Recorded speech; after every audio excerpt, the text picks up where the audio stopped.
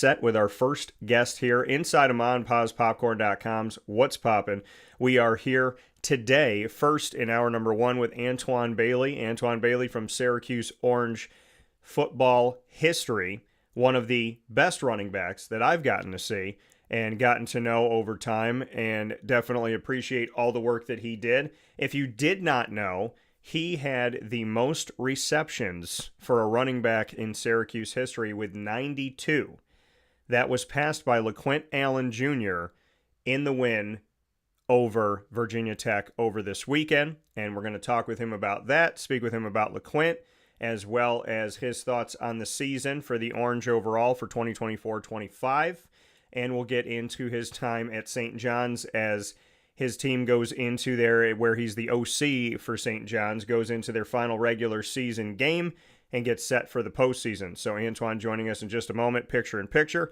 And then in hour number two, on every Tuesday at 10 a.m. Eastern Time, we have Bearcat Time in our exclusive multimedia marketing partnership with Binghamton University. I will be joined by Becca Kessler, the Binghamton women's soccer goalkeeper, who is responsible for blocking 4 of 6 penalty kicks to aid her team in moving on to the America East semifinals in the postseason, and in a match that will bring them this Thursday, November 7th at 6 p.m. Eastern Time to the University of New Hampshire on the road. So she'll be joining us in just a little bit, and then we'll finish off with the ingredients to success, as we always do on Tuesdays here on Wake Up Call to round out the show, proudly presented by Avicolli's.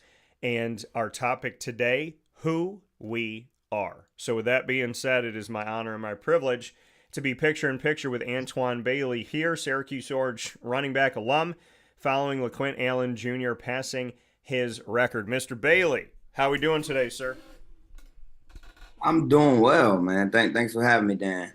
Absolutely, and it's always my pleasure to have you. And I mean, when you looked at that, because I know I put the post out on social media, put it out on X, the former Twitter, and you responded to it, "Congratulations, young king."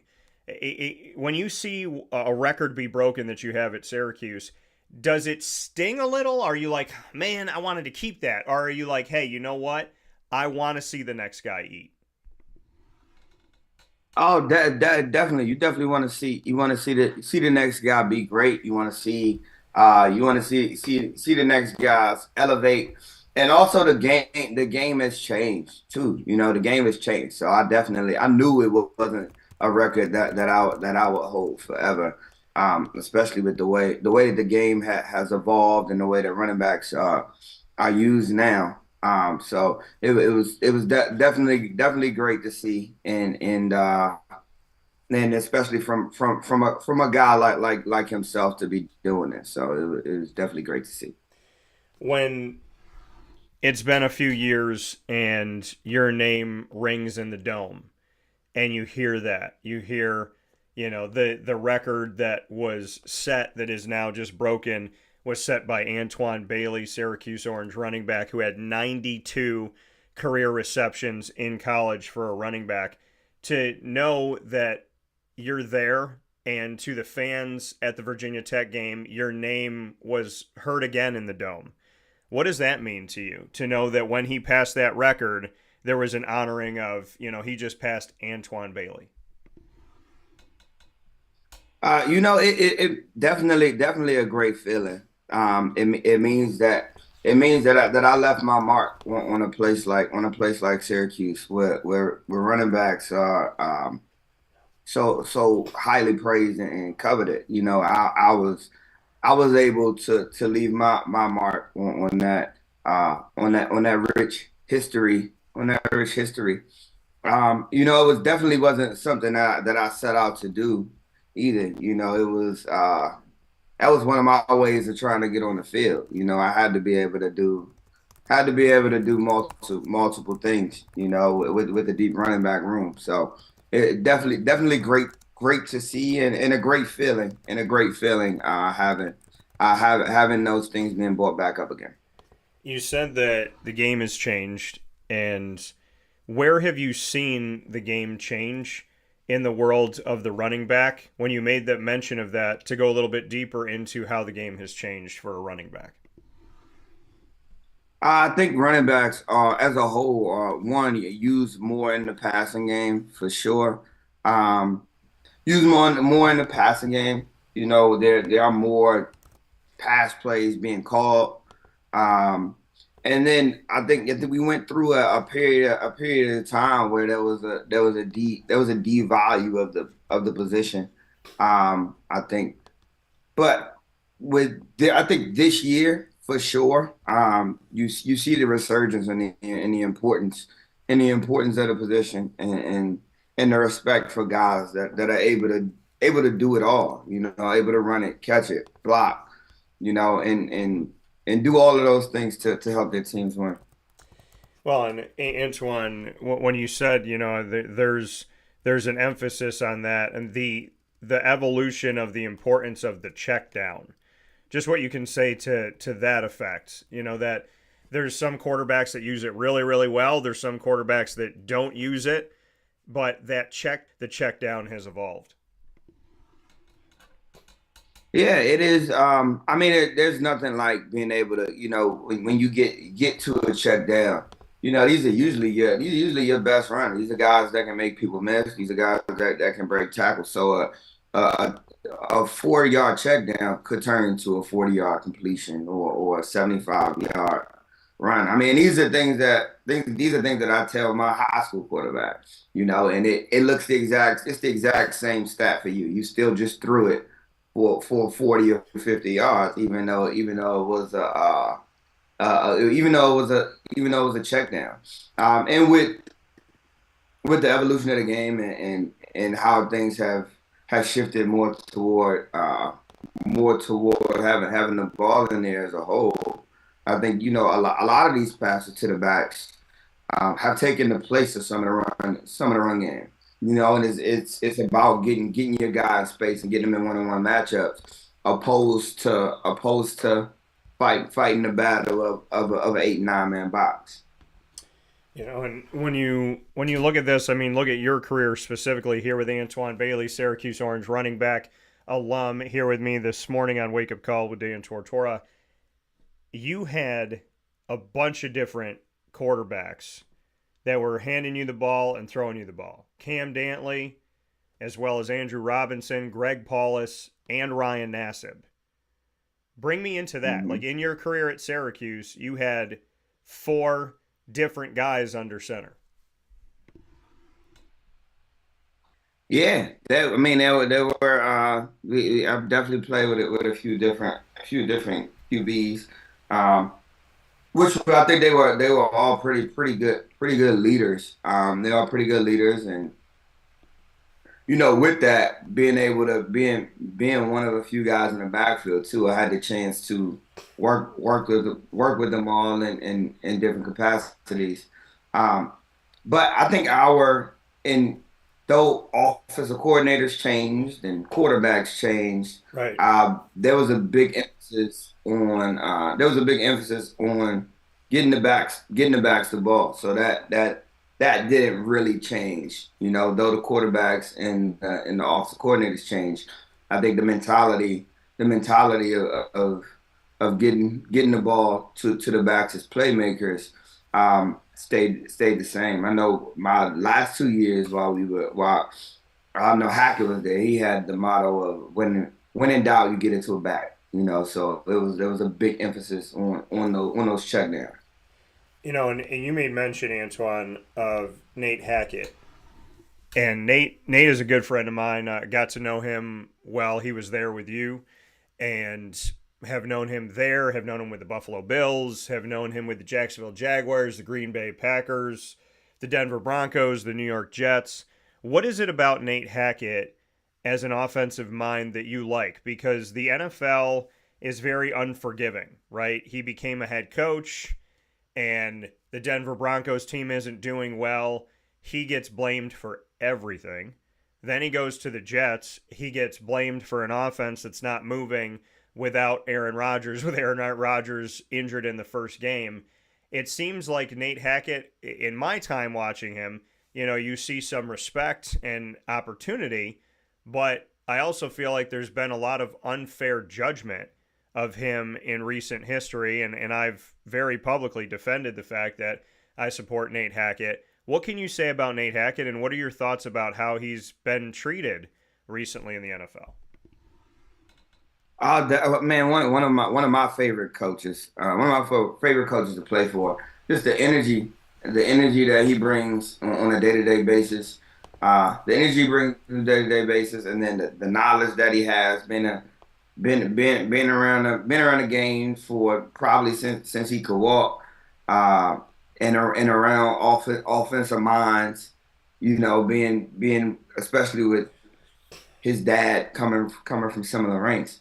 You know, his knowledge for the game, and like I said, knowledge for the game, his energy, and the ability to get the playmakers in space. I know he's not afraid to try new things, and I think that's one of the keys to being a great offensive mind. Of one, knowing your stuff, but then two, not being afraid to go off and try new things. I think even if you just look at his time at Syracuse, I think he ran like he was.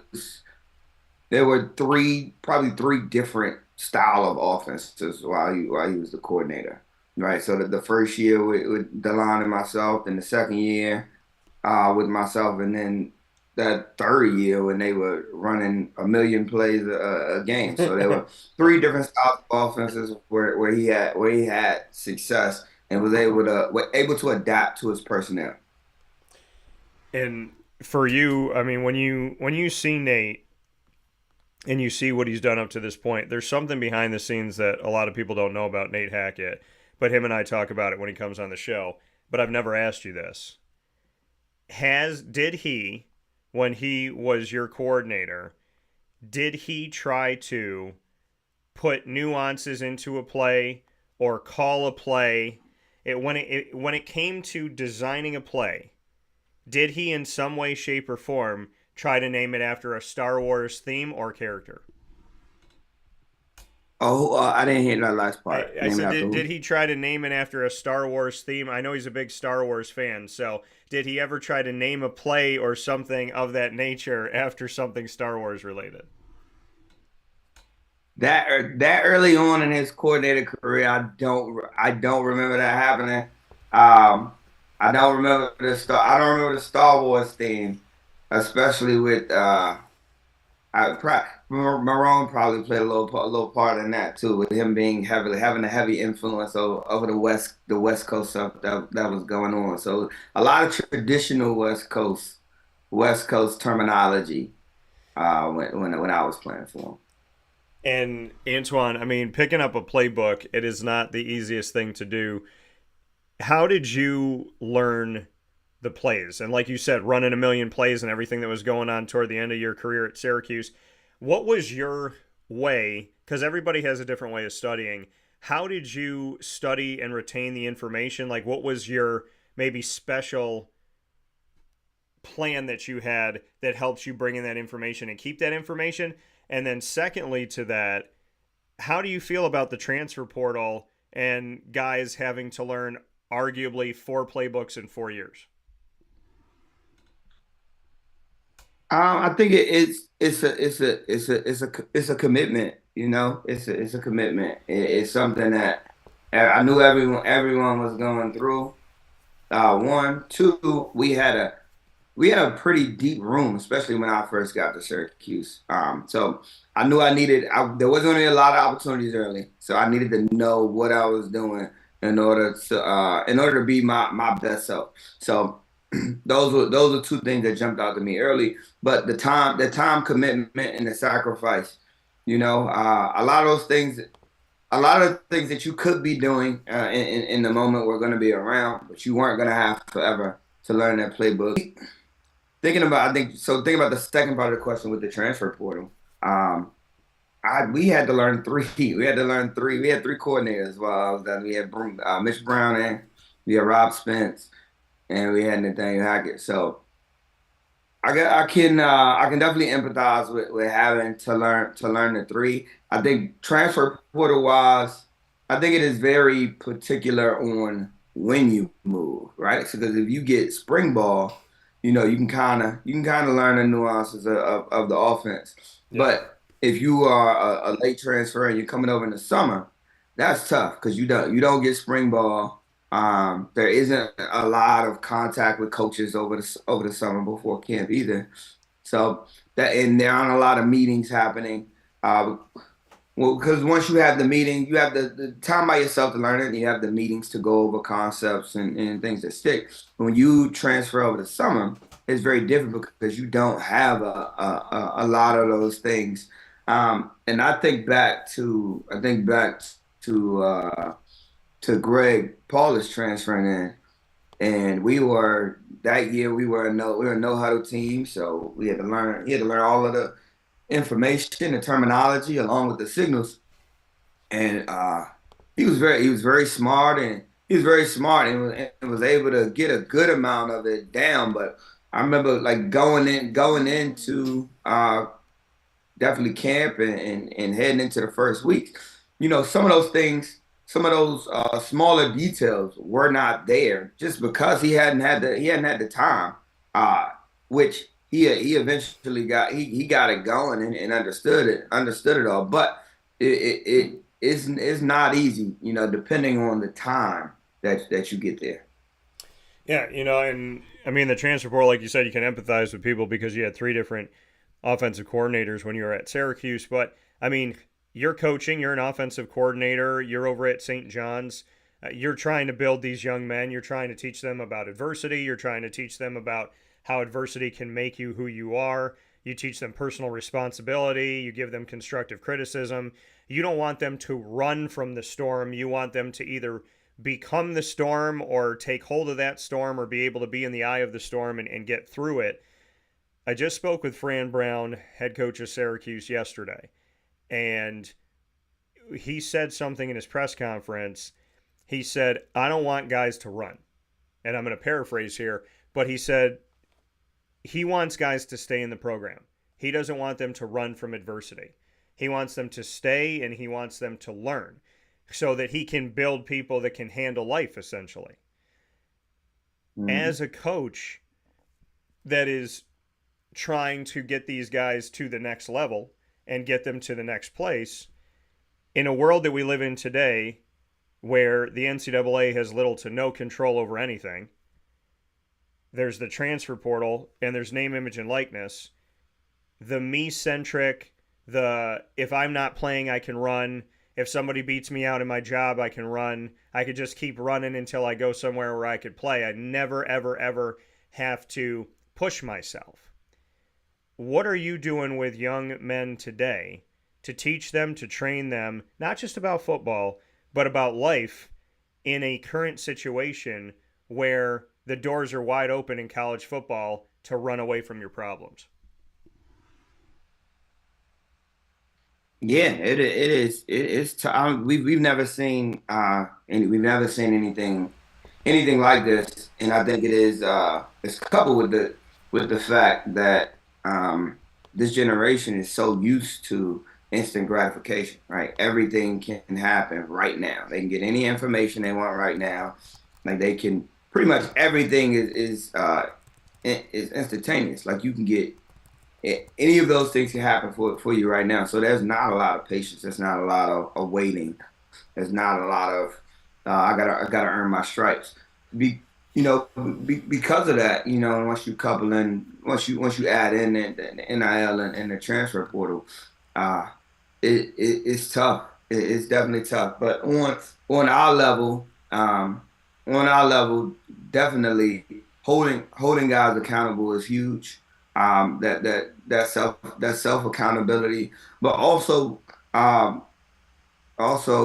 gratitude. You know, being able to understand that all of all of these things are privileged, and you have the opportunity. So we always talk about changing the I need to I get to, right. I get to be able to come in here and compete. I get to be able to run these hills. I get to be able to to go to school and do the schoolwork, whatever it may be. Having that gratitude that accountability, um, and just teaching life lessons, right? You don't always it's not always as simple as I can get up, I can pack up and leave. I need to, anything worth having is worth working for. Yeah, and when you see the guys that you have at St. John's, I mean, you're not only the offensive coordinator, but you're also associate head coach. That has been one of your pieces in this. What can you tell us about the St. John's program itself and just what's special about it while you're there? Because you've been in different places in your coaching world, and it's kind of like to make an aside for a second.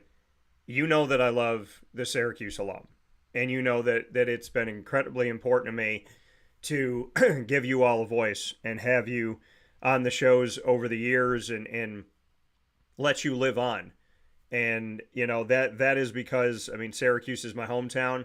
I grew up watching this team. I've watched this team my whole life, and I respect the team. I respect the people I haven't seen. I respect the ones I have. I respect the ones that, when I was growing up as a little kid, I'm collecting cards of these guys and whatnot, and you being a part of this family. So I want to make that as an aside here, that not only do I respect and love this Orange family and I feel a part of it, but I love when I see former Syracuse players coaching. It really, to me, is so, and there's so many beautiful things that the alumni do in the coaching world. It's that give back, and you still get to be a part of the game. So, why did you personally want to coach, and why is St. John's a place that you feel you can challenge yourself? Yeah, coaching is a very is a special thing to me. One, because of the impact that the coaches had on me. Growing up and growing up in a single parent household. A lot of my coaches, coming up from middle school all the way through college, were the ones who kept me focused, were the ones who instilled morals in me, were the ones who helped me become a man. Um, so this is, me coaching is me pouring back into my community, me pouring back into the world. Some of me pouring back into the game. Some of what was given to me, some of what was, um, some of those things that have helped me become a better person, a better father, a better husband. And those are the things that I want to instill. Those are the things that I want to instill in my players. St. John's is home for me. It's where I played. Actually, where I started coaching first. Of course, I left and been to a couple of different places, but ultimately, coming back home to we always talk about the brotherhood at St. John's, and those friendships and that community is very very special to me. And funny, we have another person from our community who shares community with me. Caleb Okachu is back coaching with us as well at at St. John's. So that's a special one. Having coached him, one of the first players I coached when I started coaching, and had to have him finish up at Syracuse and come be back on staff now is very very special. Yeah, you bring up Caleb Okachukwu, and he's a friend of mine as well. What's it like having him on staff? It's great, man. It's great. Just bringing his knowledge of the game, and then being of course, being part of the brotherhood at St. John's, and him being, him still being a part of the football world, and having played very recently. I think it's always fresh for the kids to see guys come back, um, and him being able to talk about a lot of those same values that we've already been preaching. So it's great to see. What's Caleb's role? What's he doing for the team? Oh, he's coaching the defensive line. So back doing what he does. How's he been doing? Assess him. You know, you like you said, you got to see him as a player coming up. How's he been as a coach? He's been great. He's been great. You know, been a great leader for those guys, and bringing a lot of energy every day, and you know having real conversations with him. It's been great. So Antwon Bailey here with us, Syracuse Orange running back alum on Wake Up Call with Dan Tortora this morning. St. John's College High School. When you are out there looking for your talent and building this team and putting these guys together, does it ever confuse anybody that it's called St. John's College High School? Not in this area. No, not in the DC area. But when I'm other places, there is some confusion. You know, it's a college preparatory school, and they did offer some college courses back in the day, but not much confusion around here. You know, because it is pretty well known in this area. But when I go to other places, definitely they always ask about when did St. John's get a football team? So, as a prep school, can you recruit? Like, can you go find people all over? Yeah, we can. We can. There are, of course, we have admissions requirements and things like that. But it is, yeah, we can go recruit like just in the St. John's community in general. Like a lot of the students come from a little ways away. So I mean, the average commute time is about 40 minutes. So when you look at kind of putting this team together and you being on the offensive side of the ball where you spent your career, how would you, like when you look at the team that you have currently here in 2024-25, who are some of the guys that maybe stick out to you, some of those guys that you think really do have a shot? When you look at who you're working with offensively, are there a few names that come up that you think like, I really think these guys can take that next step and go to Division I FBS football? Yeah, for sure. So we got so just thinking on the offensive side of the ball, we got no our we bought this year we bought back our entire offensive line. So we were pretty young last year. We bought back our entire offensive line, and our one of our senior is committed. Our senior center guard's committed to Akron. We got another senior center guard committed to Holy Cross. Our Both of our tackles, our left and our right tackle, hold multiple Power Forward Division One FBS offers. They're both juniors. My running backs, I have a junior who holds FBS scholarships as well. Sophomore who's blown up over the past few weeks. Dejan Tolly Rhodes. He just got Washington and Virginia Tech. The junior running back is Breon Williams. But we have some guys. We got a freshman that DeCarlo Rogers who holds offers from Penn State and Maryland already. We got some guys that'll be playing at the next level for sure. Fran Brown, the head coach of the Syracuse Orange in his first season, he's talked about the importance of alumni. I asked him that question specifically in his introductory press conference, and he said he wants y'all to come around. He wants y'all to be around the program. He wants your presence. And he also spoke about the importance of recruiting in the local community. Have you spoken with Fran? And, you know, him coming from Jersey, not too far from the DMV area, have you spoken with Coach? And has there been any conversation about looking at some of your guys? Yeah, so we have I'll say this, since Coach Brown has taken over, there's been more Syracuse presence in the DC area, more in the DC area since the time he's taken over than any time since I started coaching. So that is a great sign. That's a great sign. And within a week of him being hired, within a week of him being hired, he reached out to me.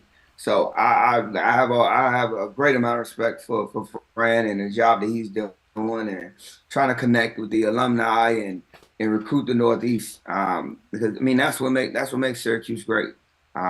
Being able to recruit, of course in New York and the rest of the Northeast. I think that's where a good amount of the Syracuse talent comes from when the teams are good. And I know we have a few players on our team that hold Syracuse scholarship offers as well. Can you share with us who those guys are that have those offers? Yeah, we have Hakeem Satterwhite. He's a four-star defensive back. He's a junior this year. Um, Tyler Butler Simpson. He's another defensive back. He's a sophomore. Um, I believe we have one. I believe, Tariq Hare holds a scholarship. He's a senior. I think he's committed to Rutgers. He's committed to Rutgers though. I believe those are the three that hold the scholarship offers from Syracuse. So having that connection, which I think is, you and I talked about this though. Like you said, there's more of a presence since Fran Brown took over at Syracuse than there has been the entire time that you've been coaching. You and I discussed the fact of something that I didn't understand, and I've talked about it with other coaches that are Syracuse alum, like Andre Fontenette, of Mhm. would why would you not reach out to your alumni, and especially why would you not reach out to your alumni who are coaching, who you can easily build a bridge with, right? I'm the new Syracuse football coach. You played at Syracuse, Andre. You played Antwon. Can I come see your guys? Can I come to a practice? Can I send one of my guys out there? I mean, it seems like common sense math right there that you would want to Mhm. have the alumni of Syracuse that are coaching, you'd like to have a good relationship, because that seems to be a very very easy bridge to build. So were you surprised that that bridge didn't happen? Because you and I have talked about it before. Just the very kind of simple phone call of, I'm the coach, you played here, let me know about your guys and let's build this bridge. I mean, the DMV area is a great area in general for recruiting. There's a lot of talent. Syracuse has come into that area before and taken. So were you surprised that there wasn't like call to Antwon Bailey saying, you're coaching, you have guys, I need guys? I mean, it seems like it was very simple science there. I wouldn't say surprised. I was disappointed. I was disappointed, especially in the fact like I'm not a high maintenance guy. Like I don't feel like anyone owes me anything. Um, but I like it was to the, like I was pushing kids to them. Like I'm like these are like this kid he's a high level kid. He's gonna blow up. Um, and like I have a dog in a fight. I can at least get you in front of him and get things going and like things will fall flat Yeah. and then the kid blows up and then then they will come back around. Of course it wouldn't work out by then, but like I said, just more disappointed than anything because it is man, I love Syracuse. Of course I want to see Syracuse do well and do great and help in any way that I can. So more disappointed. So for you now, you see that connection, you see that building. You've said that, Fran, right away there was an emphasis on the DMV area when he took over. When you look at how the team is doing right now, they're 6-2 and they're bowl eligible. But that wasn't a big thing to Fran. It was like, and he said it repeatedly, we believed that we were going to get here. It's not that we thought we were not going to be a bowl eligible team. But Syracuse, for the many years since I came back here and started my company here, I have seen a team and I've seen a fan base that was like, let's win games. And then it became, let's just get to 6. Let's just get to a bowl game. Let's literally do the bare minimum to have an extra game at the end of the season. And fans became somewhat like, let's just get to 6. And maybe some of the players, maybe that was the vibe in the culture. But Fran gets to 6-2, and I've been around this team for many, many, many years. I did not see a team that was like, like put their shoulders back and relax. Like, we got to 6, we're good now. I saw a team that was like, yeah, we're 6-2. Who cares? We have 4 games left. Right. What can you say about the culture and the environment? Have you been around the team at all, number one? And number two, whether you've been around the team or not, just how you see them and how you see Fran speak, because the team is bowl eligible, but to Fran, my vibe, and I've gotten to know him and I have a personal relationship, I see Fran saying, this is not a bowl eligible team. This is a 6-2 team. And that's a total shift of culture. Mm-hmm. So have you been around the program, and whether or not you have, what do you see? I've not. I haven't been around yet. The goal is to head up this off season. It's tough because we're usually playing at the same time or something of that nature. So the goal is to get up this off season for sure. I love what Fran is doing so far, and I love the mentality too. I love the mentality too. Um, ultimately, the team is a reflection of the coach's mentality and mindset. So if he's not okay with just being bone eligible, guess what? They're not going to be okay with just being bone eligible, because I mean I'm sure there are more goals in front of them, as there should be. So I definitely love his the way the culture is moving and the mindset thus far. Antwon Bailey, Syracuse Orange running back, alum. Antwon, we're going to play rapid fire. You get to ask the first question. You can ask me anything in the world. What do you got? Oh man, I didn't plan to come ask a question. Let's go. Favorite restaurant in Cuse? Going to get me in trouble. So I would say, going to get me in a lot of trouble. I'm going to actually throw a curveball. My mom took me somewhere for my birthday, and my mom and my dad can still surprise me and surprise me in my own city. And my mom brought me to a restaurant that is almost right across from the Landmark Theater, which I love that theater. And, Broadway shows and all that stuff comes in there. Comedians come in there. And mom brought me to the restaurant called Oh My Darling. And I got a hot chicken with macaroni and cheese, and so the chicken had like hot honey on it. I'm a fan of hot honey, so that was a really cool experience. And then like underneath Oh My Darling is an old. They made it look like a 1920s speakeasy, and it's named after Ella Fitzgerald. So I thought that, like, I didn't know any of that stuff existed in Syracuse. I thought it was really, really cool, and ever since my mom brought me there, I want to go back there. I want to like do things over there. So I think it's really, really a cool place. So I'll say, Oh My Darling. My question back. Oh, nice. Thank you. My question back to you, Antwon. And I'm gonna put you on the hot seat, and I'm sorry for this in advance. You had some of my favorite. So I love you. I also got love for Jerome Smith, Prince Tyson Gully, Adonis Amin Moore, Adam Harris, Steve Renee, and so on and so forth. There's a bunch of backs. Oh my God. Yeah, and you got to play with them. And I would have loved. Now I've gotten to know you guys, and and the guys have been on the show, and I very much value you all. When you pass the torch, and like Prince is there, and Adonis is there, and Jerome is there, my question to you is, if you were putting together a table of Syracuse running backs that you played with, and you could have 5 seats at the table, who would be in those 5 seats?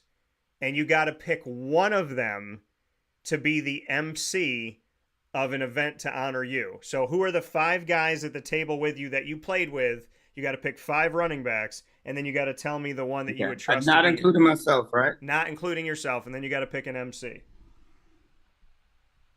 It's all right. Now picking the running backs. We talking career? We talking production? We talking We're talking in? just who you want at that table. You can tell me your specifics as to why you picked them. Or they're just at the table.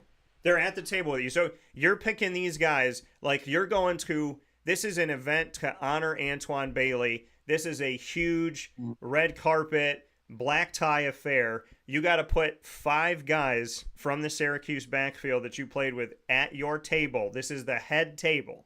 And then you got to tell me who you trust to MC the event. Oh, all right, cool. Got you. I'll go with. Give me Curtis Brinkley and DeLon Carter. I got those two there. Uh, I got Jerome Smith. Jerome Smith is there. Give me.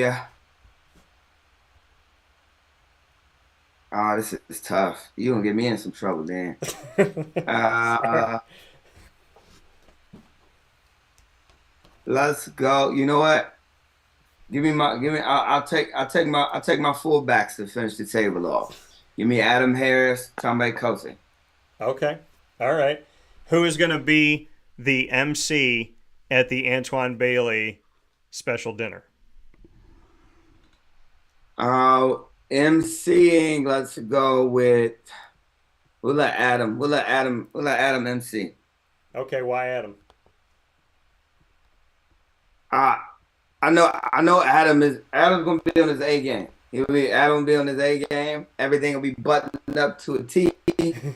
We'll know. I'll know what's happening in this speech minute by minute, and I know it'll take care of me. All right, fair enough. What's your second question for me? Second question.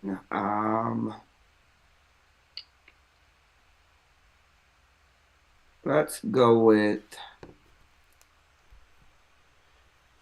since you've been back at Syracuse, what's your top 3 games that you've experienced? Number 1, the Camping World Bowl. My dad said something to me after because obviously I was with Eric Dungy his whole career, but I was actually knew of Eric Dungy and talked about him with Tim Lester well before he came to Syracuse. And I know his family. I actually did a thing called Project Dungy, and it was a tribute to him. And his dad, before his dad passed away, I had his dad on, I had his mom on, I had his brother and his sister, and I had them all do individual interviews, see how well they know him. Then I had them do a video message to him, and then after parts 1 and 2 of Project Dungy aired that he didn't know about, he came on the show and I got to speak. And my dad in the Camping World Bowl in his final game, I asked him the question that he got emotional on. I said, this isn't just one game, this is 4 years. You guys were counted out. There was a lot of things that you went through adversity-wise, just what it means to you to be here, 10 wins, and at a bowl game. And he got really emotional.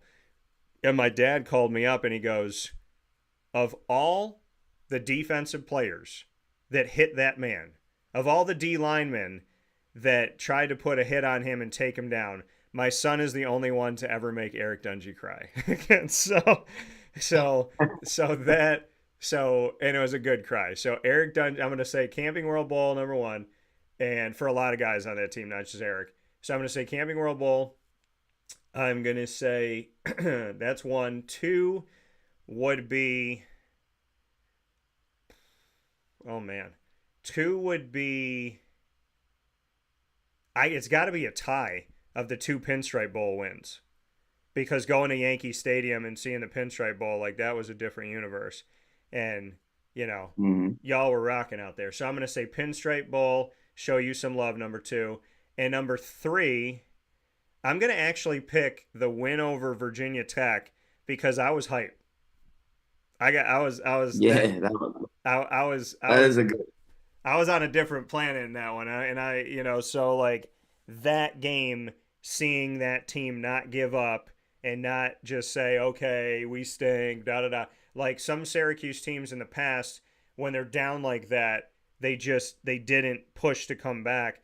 And this team had no quit in them. They outscored Virginia Tech after halftime 35-17. And Mm-hmm. I really enjoyed that energy. So I'm gonna pick those as the top three. That was a really good question. My question back to you, Antwon, if you I've thought about doing this myself because I just like comedy. If there was the roast of Antwon Bailey, what Mm-hmm. three comedians would you want to now remember whoever roasts you, the roastee is there at the end. So whatever they say about you, you get the last word. So in the roast of Antwon Mm-hmm. Bailey, who are the three professional comedians you would want to roast you? And you have to pick one of your teammates to be the roast master. Oh man. Let's go with to the comedians. We're going Dave Chappelle. Okay. We'll go Dave Chappelle. Let's go Kevin Hart. And Dave Chappelle, Kevin Hart, and the third. Let's go with Martin Lawrence. You know, that's one of my goats right there. Martin Lawrence would be the Okay. third one. And the roast master. Yes, sir. Let's go with Andrew Tiller. Big Till. Okay. I've had Till on the show. Why Big Till? That's my guy. That's my guy. That's my ace right there. That was my the best man in my wedding, and he'll be up for a good time for sure. Okay. All right. You got one more question for me. Throw it at me. Let's go with who is the let's go with the most personable coach that you've been around in Syracuse. I'm gonna say it's the guy that I just reached out to and responded to me. It's his first win. He saw me outside a stadium control in the dome. He looked at me. I ran over to him. He ran over to me. We embraced each other, and he grabbed me, and he's like, "We did it, Danny. We did it." So that moment, and the moment that they let him go and unceremoniously let him go from Syracuse, and I thought Syracuse University handled this in an atrocious way, and it's one of the worst pieces of Syracuse history was the way that they handled this man and his family. But when he was let go and he did his last game, he did a press conference and he did not allow any questions. And he walked out, and I was standing outside, and I was heartbroken because I love him as a person. And I gave him a hug, and I went to say it to him, and he said it before I could. He said in my ear, he said, "I love you, Danny." I said, "I love you too, Coach." And that's Scott Schaefer. That's Schaefer.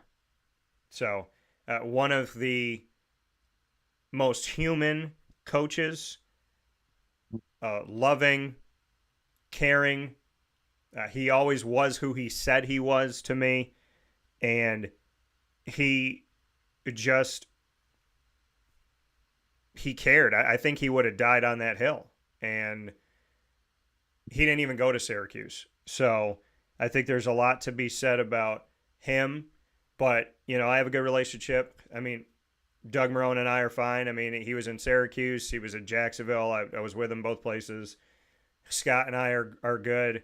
Dino and I had a good relationship. Fran and I have a good relationship. So I think, you know, I like being around Fran. Scott and I just he just even a couple days ago, the messages that he sent to me, he just truly he wears his heart on his sleeve in a lot of ways with me, and I don't know if he does that with everybody, but I I value how he treats me. So I'll say Scott. Mm-hmm. My question back Great to, choice. what'd you say? Said great choice, great man. Thank you. My question back to you, Mr. Bailey, my final question to you is you played for and you spent some time with the Washington, at the time, Redskins. They are now known as the Washington Commanders. If you were on the team right now, describe to me what you would like the most about playing in the current Washington Commanders offense. I love the offense now. I mean, they get it. I think it's pretty open. Um, they do a great job of using. They do a great job of using the backs. Like I would have loved to be in that Austin Eckler type of role. So they do a great job of using the backs in the pass game and in the run game. Do a great job with the read options and the outside runs. But more than anything, they're competing and having fun. So I would definitely love that. Would you agree with me that Jaden Daniels, I made a prediction in the preseason that Jaden Daniels would have the best season of any 2024 rookie quarterback? Would you agree with that prediction? Oh, definitely, definitely. He's balling. So that coming from Antwon Bailey. I want to let everybody know while he's on the screen so we can honor him here. He is one of Syracuse's 1,000-yard backs. He did it in his final season in 2011. 240 attempts, 1,051 yards.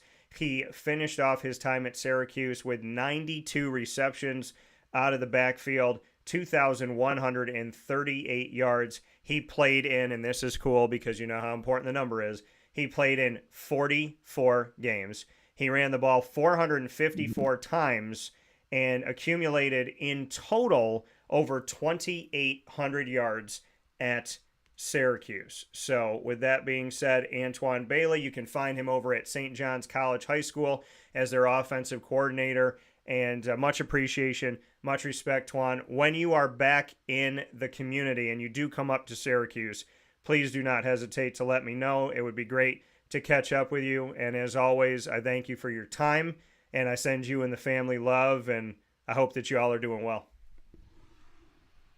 Yes, sir. I appreciate you having me on, man. Thanks again. Always great to talk with you. Always great to talk Syracuse, and I definitely will. I'm making it up this off season, and we're gonna catch up for sure. All right, sounds good. So, dinner on you. I'm just kidding. No, it'll be on me when you come into the city. But now I got to make right on my Oh My Darling here. I just promoted them, so I got to get you out to that place. But thanks as always, Antwon. Yeah. My best to you in the regular season and getting ready for the postseason at St. John's. For sure, man. I appreciate that big time. I'll be looking forward to it. All right, man. Take care. All right, then. See you. That coming from Antwon Bailey one more time here on Wake Up Call with Dan Tortora, where sports truly meets that thing called life. Mr. Bailey, part of Syracuse history and one of those 1,000-yard backs in Syracuse history, and his record of 92 receptions were the most by a Syracuse running back ever in the history of Syracuse football, and that was passed by LeQuint Allen Jr. when he picked up his 93rd and then went on from there in the Virginia Tech win in overtime for Syracuse. He did it before overtime, but they won that game in overtime 38-31. And that happened this past weekend to make the Team Bowl eligible here for the 2024-25 season. We're going to take a quick step aside for those of you that came here saying, Dan, I'm waiting for Becca Kessler. Well, our special Bearcat Breakroom featuring Becca Kessler, the goalkeeper of the Binghamton University Bearcats, will be coming up for you right after this fast break on Wake Up Call with Dan Tortora. Stay tuned. You won't want to miss a moment of Becca telling her story right after this.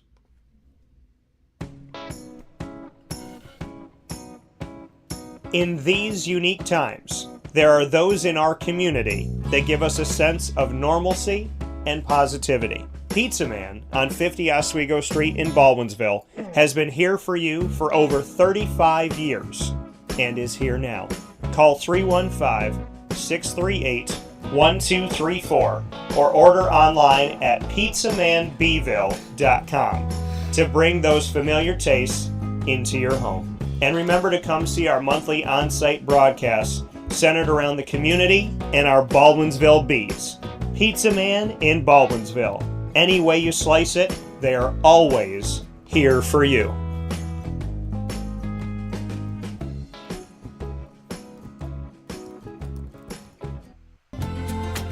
Looking for your next ride?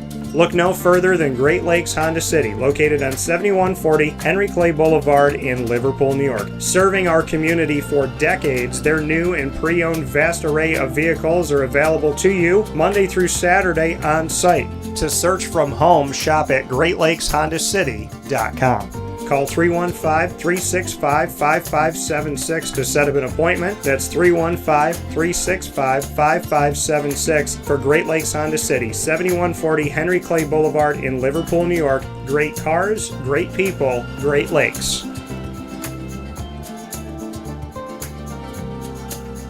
All right, you need to come out here and get yourself the Brooklyn Pickle. I was talking about this with one of my buddies. I was like, yo, there's no better sandwich in the state of New York than the Brooklyn Pickle. And now that I found out that they're going down to North Carolina, we are taking over your taste buds everywhere you are, wherever you're going to be. You need to get yourself out to the Brooklyn Pickle. Pinehurst, you just realized that you found yourself the best sandwich shop that you're ever going to have. This is a glorious moment. It's a blessing to your community. You're welcome. Brooklyn in the house, baby. Go over to the Brooklyn Pickle. You already know what it is. You heard the man. Head to Brooklyn Pickle Pinehurst on 1788 Old Morgantown Road in Southern Pines, North Carolina.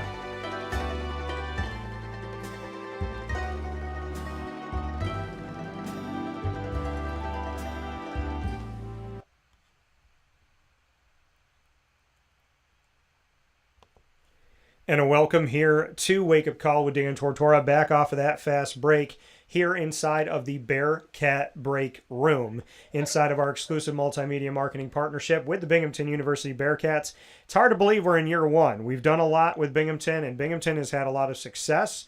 They have spoiled me in this partnership of seeing the success on so many different places, fields and courts and so on and so forth at Binghamton University. And when it comes to the field of women's soccer, the success continues. The team is 7-5-5 at the time of this conversation.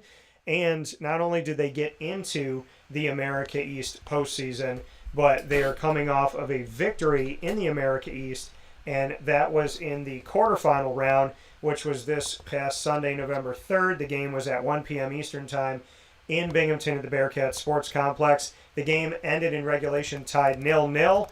And penalty kicks is what won it 3-2, thanks to who is picture-in-picture with me, Becca Kessler, their sophomore goalkeeper, who decided that not much was going to be getting past her in this one. She blocked 4 of 6 of the potential goals in the penalty round to prevent anything happening other than Binghamton moving on to the semifinals in the America East. So it is my honor, my privilege in this Bearcat Breakroom to bring on Becca. Becca, how you doing? Good. How are you? I'm doing very well. So you and I were talking a little bit off the air, and just for you, you told me that this is you always wanted to be a goalkeeper. This was something that you wanted to do. You wanted to be, there in that net and putting yourself as the last line of defense. A lot of people would not want to be there because there's a lot of pressure, and you truly are that final line between who you're facing and a goal. Why did you always want to be a goalkeeper? Well, it started off as being a younger sister who wanted to be like my older sister. My older sister was also a goalkeeper when I was younger, and I sat on the sidelines of a lot of her games, and I wanted to be just like her, and I wanted to be a little bit better than her. So I decided to pick it up, and we trained together our whole lives. I mean, we're both a little crazy, so it takes a little crazy to be a goalkeeper, but I love the pressure, I love the sport, and it stuck with it. What's your sister's first name? Maya. Maya. So Maya, as you told me off the air, was at RPI and she just finished up. Yes. So let's be constructive and kind toward your sister. How do you think she did as a goalkeeper at RPI? She's a great goalkeeper. She's a great leader, especially. I mean, that's one of her big qualities. It's an important quality of a goalkeeper, so she was able to be a great leader at RPI. And you said that Maya and you both wanting to be goalkeepers, that you have to be a little bit crazy. Describe to me the level of crazy that you and your sister are. You have to throw your body on the line at any time during the game. So whether it's throwing your head at someone's foot, throwing your hands at mid contact with someone else's body, just putting everything out there, all moments of the game, willing to risk it all for your team. And that's something that we kind of got from the competitive edge of each other. I mean, we were, as sisters are, fighting a good amount when we were younger, whether it's physical or whatever, out in the field. So she helped me get that competitive edge, and I think I helped her get it a little bit too. So we fed into each other's crazy. So, did you come from a family that had a connection to soccer before? Is this like a thing for you and your sister, or does it go beyond you guys? Actually, my parents are probably the least athletic people I've ever met. So I'm not really sure where we both got it from. My mom would tell me stories of she'd play soccer when she was younger, like really young, and she would run away from the ball instead of running towards it. So she has no idea where we got it, but somehow. So, mom and dad, what are their names? Aaron and Susan Lisa. Aaron and Susan Lisa. Okay, so how would you best describe Aaron, and how would you best describe Susan Lisa? Well, soccer-wise, my mom is flinching every time somebody comes near me. Okay. And my dad is screaming my name as loud as he can. They're both so supportive. But my mom gets a little nervous during the games, and my dad just always rooting for me. What has been their thought? You said your mom flinches every time the ball comes near you. What was your parents' reaction to you and your sister saying, not only do we want to play a sport, but we want to be a goalkeeper, and we're going to put our head out there, we're going to put our hands out there, we're going to put our feet out there, we're going to put our shins out there, we're going to put our chest out there, we're going to put our back out there. Like, when you are a goalkeeper, 99.9% of the time when that ball comes, well, I shouldn't say 99.9% of the time, it depends on if it's a good shot, but if it's a shot on goal, you're getting hit somewhere. So what was your parents' reaction when not just you, but your sister, you both said, Mom and Dad, we want to play soccer, and they said, okay, and then you were like, no, there's more. We want to be the goalkeeper. We want to be the person that's got the ball coming at us 20 miles an hour from point blank range, and we're going to stop it with our head. They tried to keep me out of the goal as long as possible after my sister decided to be a goalkeeper. She's 3 years older than me, so they had a few years of the nerves with her before I decided I wanted to step in. And every time, when you're younger, there's not really set positions, but if we need a goalkeeper, I would always be raising my hand. And my dad would be like, no. And then they couldn't really, it just ended up in goal. I was always drawn to it. After watching my sister and watching the game, I was always drawn to it. So they did their best to keep me out of danger, but they couldn't really avoid it. When you come home for the holidays, Becca, do you and your sister trade turns on who's in the goal and who's taking shots? And if you do that, be honest with me, who has more makes in the goal? Who's the better saver, and who's the better, who's the one that's preventing more goals? Be blatantly honest, because I'm obviously Maya isn't here to defend herself, but when you're home together, are you guys doing that? Is somebody shooting on the other person? And if so, who's winning? Yeah, we've been doing that our whole lives growing up together. We have a trainer at home that trains both of us, and just separate us a few times during training because we get too competitive. Okay.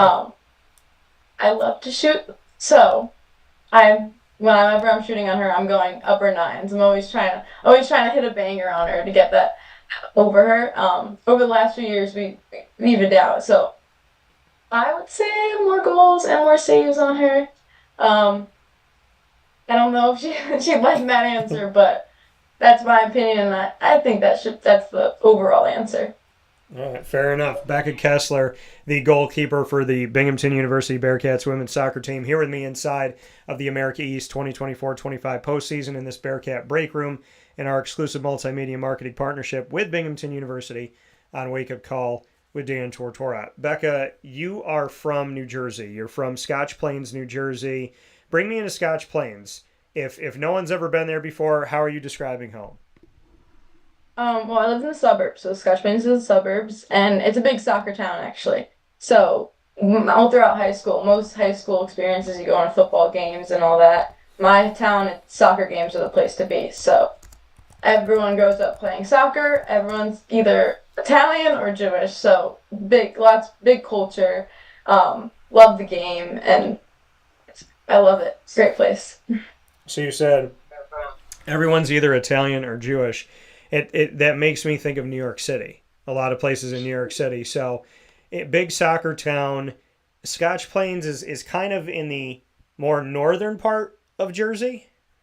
So, what are your things like besides soccer? You go home to Scotch Plains.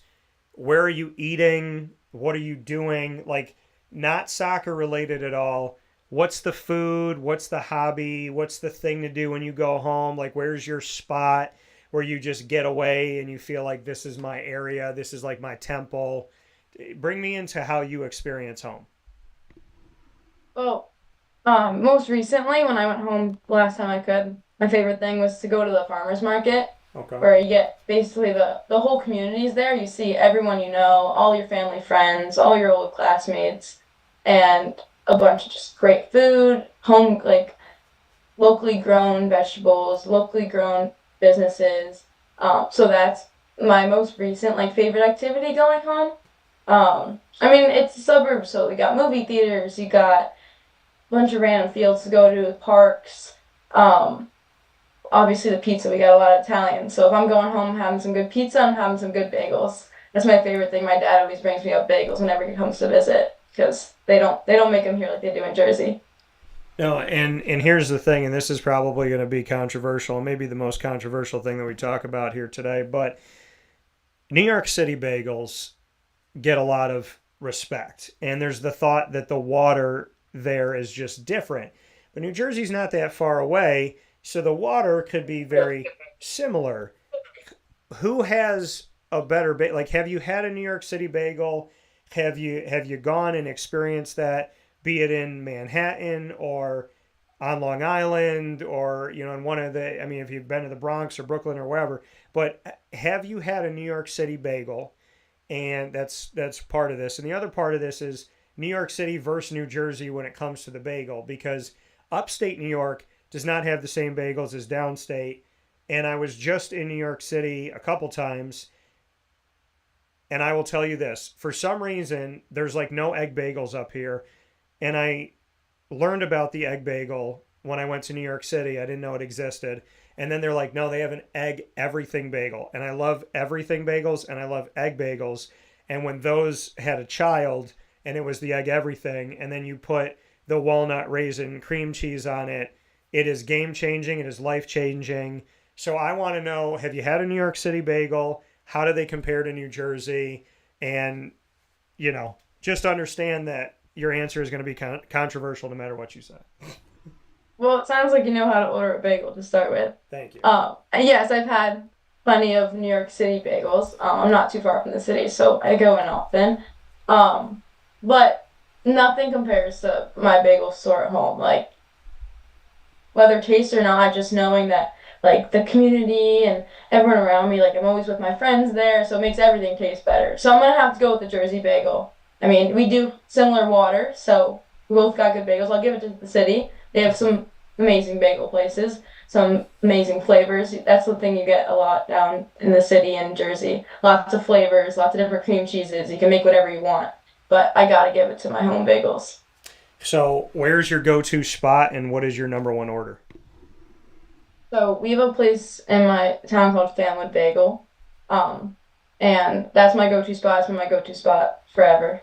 And I keep it simple. I've been a little more adventurous recently in my order, but my go-to is just plain cream cheese. And that's going to be a little controversial in itself, but I keep it simple. Okay. So in this bagel world, you said that I know how to order it. I'm going to ask you this question.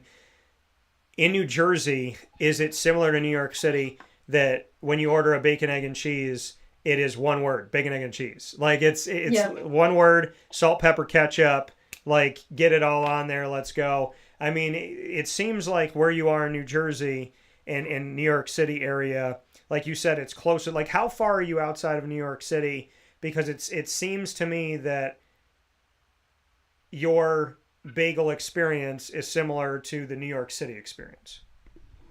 Yeah, definitely bagel wise. It depends on the traffic driving because it could be up to like 2 hours with traffic. City traffic is crazy. But I usually take the train in, and it's about a 45-minute train ride. Okay. So I'm right there. Do you have a New York City go-to spot? Bagel wise or just in general?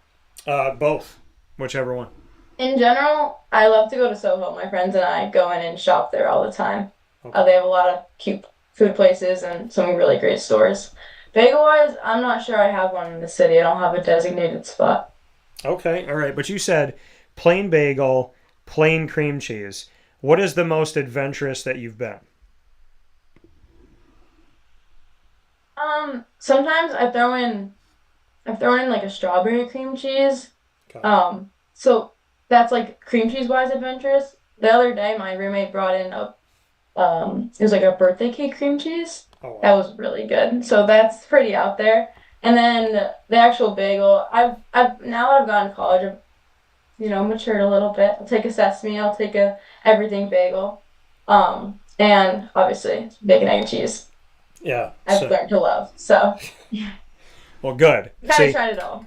I'm appreciating you said everything, and you said bacon, egg, and cheese, so I'm good with all of that. Well, being hungry off the field is all well and good. Being hungry on the field, you have shown this. Stopping 4 out of 6 penalty kicks is extremely difficult to do at any level, anywhere in the sport of soccer. You and I were talking off the air that I have heritage that leads me back to Italy and Spain. And Italy in 2006 World Cup on the men's side came down to penalty kicks. And that was my first high-octane situation. I was watching it. I was not in the goal. I was not doing the work of Becca Kessler. So bring me into this last game against Vermont, and knowing that it's 0-0, the game ends the regulation, it's coming down to penalty kicks, and like, it is you versus them. You are the only person. There is no defense. There is nobody else. I mean, you got your team cheering you on, but when it comes down to penalty kicks, it is 1v1, and you have to protect every single inch of that goal. You stopped 4 of 6, which is insanely incredible, and congratulations to you for that. How did you do it? Bring me into it. This very, very emotional, suspenseful, and stressful situation. Well, first off, when my name got called for PKs, I mean, the first thing that went through my head is that my team worked hard for 90 plus minutes, and the defense was on point the whole game, obviously with a 0-0 tie, and they deserved to win. My team deserved to win, and I knew I was going to go out there and do everything I could to get them that win. Our season, no way, was ending in that moment. I couldn't allow that to happen. But PKs are a mind game. It's a mind game with yourself, a mind game with the shooter. To get in their head, not let them get in your own head, and just you have to really drown everything out. There's so much pressure and so much noise in that moment. You have to just let your head go blank, focus on one shot at a time, one thing at a time, and drown out all the noise. So I step in there, I get in my zone, and I try and get the best read off the girl kicking. We've practiced it a bunch of times, just like practice.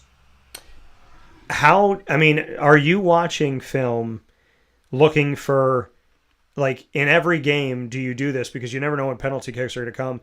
Do you watch film before every game looking for tiny little nuances and tells when a team, like the way somebody shoots, if they kind of like, they look, if they're down and like right before they go to kick it, if you see them like shake their head, they're going to the right, or if they twitch a little bit with their hip, they're going to the left. Like, do you look for little tells in how they go about the way that they shoot to go, okay, well, this person they never go left, so I need to prepare that they might try to get me there, but typically their power comes when they try to go to the right. Like, do you see those things in film? Do you really, really kind of hone in on that?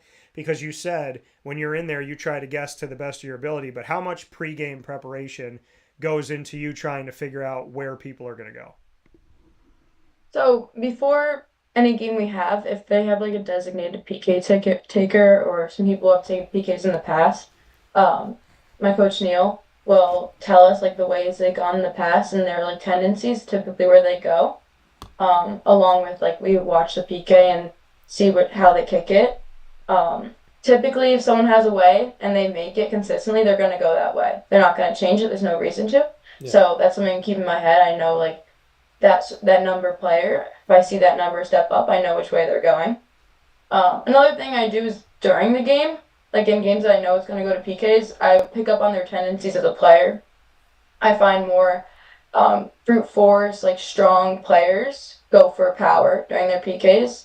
And players that are more technical, more savvy, try and trick you on the field, they're going to open their hips and go the other way with more of placement. So that's something I pick up on during the game, and then before the game we have that film as well. So you're there in the goal, you're sitting there and you're waiting, and what's going through your head? Like you said, you get in the zone. How do you said it's loud. How do you calm down? Because the emotional, the mental, it can work against you or it can work for you.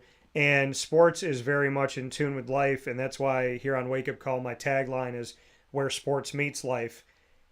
Mental health, mental toughness, the ability to breathe through something, to calm it down, to keep your emotions in check, to not let outside influences affect your inner peace. All of that's important in life, but it's also important in the game. So how do you mentally stay focused and positive toward yourself? And emotionally, how do you kind of slow your heartbeat and say, like, I'm good, I got this? How do you do it? What is kind of your process?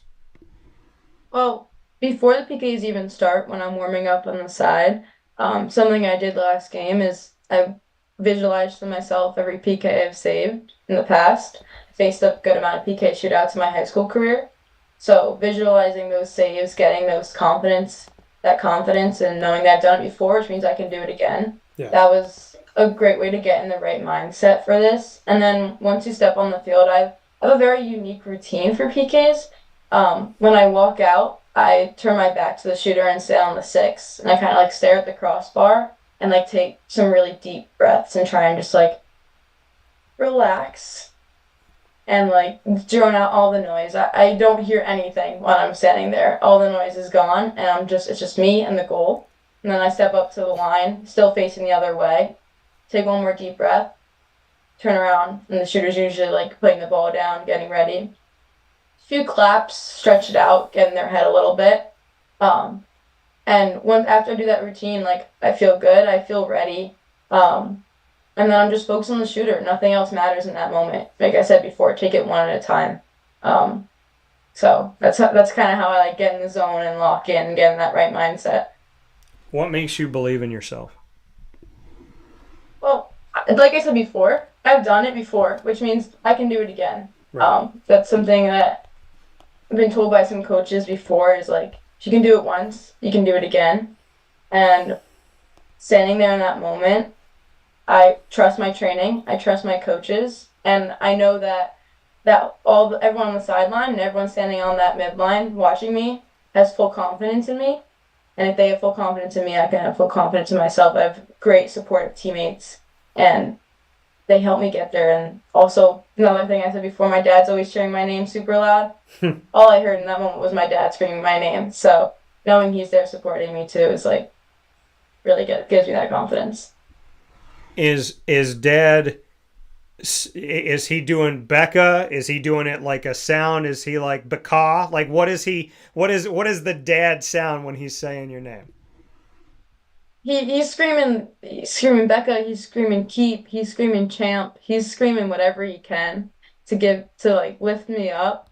After I saved one of the PKs, he was like, "That's how we do it, keep." And I was like, I gave him a little nod. I was like, "Yeah, that is how we do it." So he gets it all out there.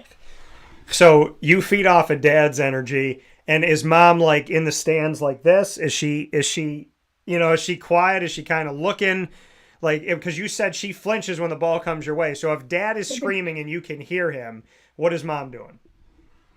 My mom's screaming for me too. She's very supportive, but I think once that whistle blows, she holds her breath a little bit. Okay. She's like just nervous for me because she wants me to do well. So she gets a little quiet in that moment, and then the cheers again. So.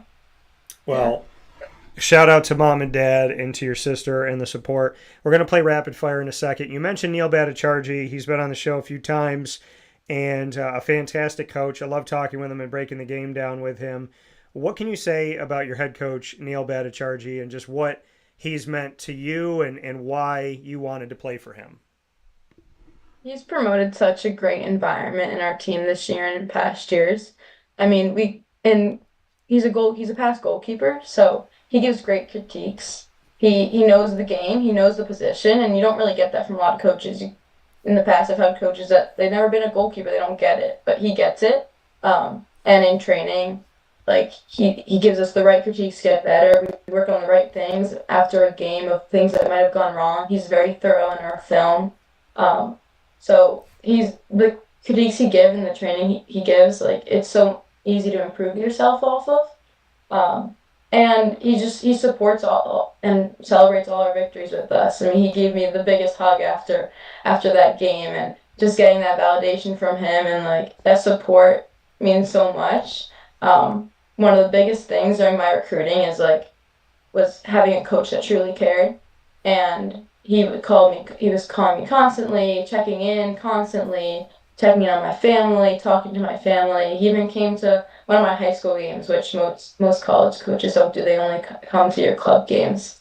So seeing that care from a coach and like genuine belief in you, it's great, and it helps you become a better goalkeeper, a better player, and a better person. Yeah. Well, shout out to Neil. He always seems even keel in our conversation, but I hope, Neil, that you're watching and listening to this, and I hope that you feel that love and appreciation because that was genuine and it goes a long way.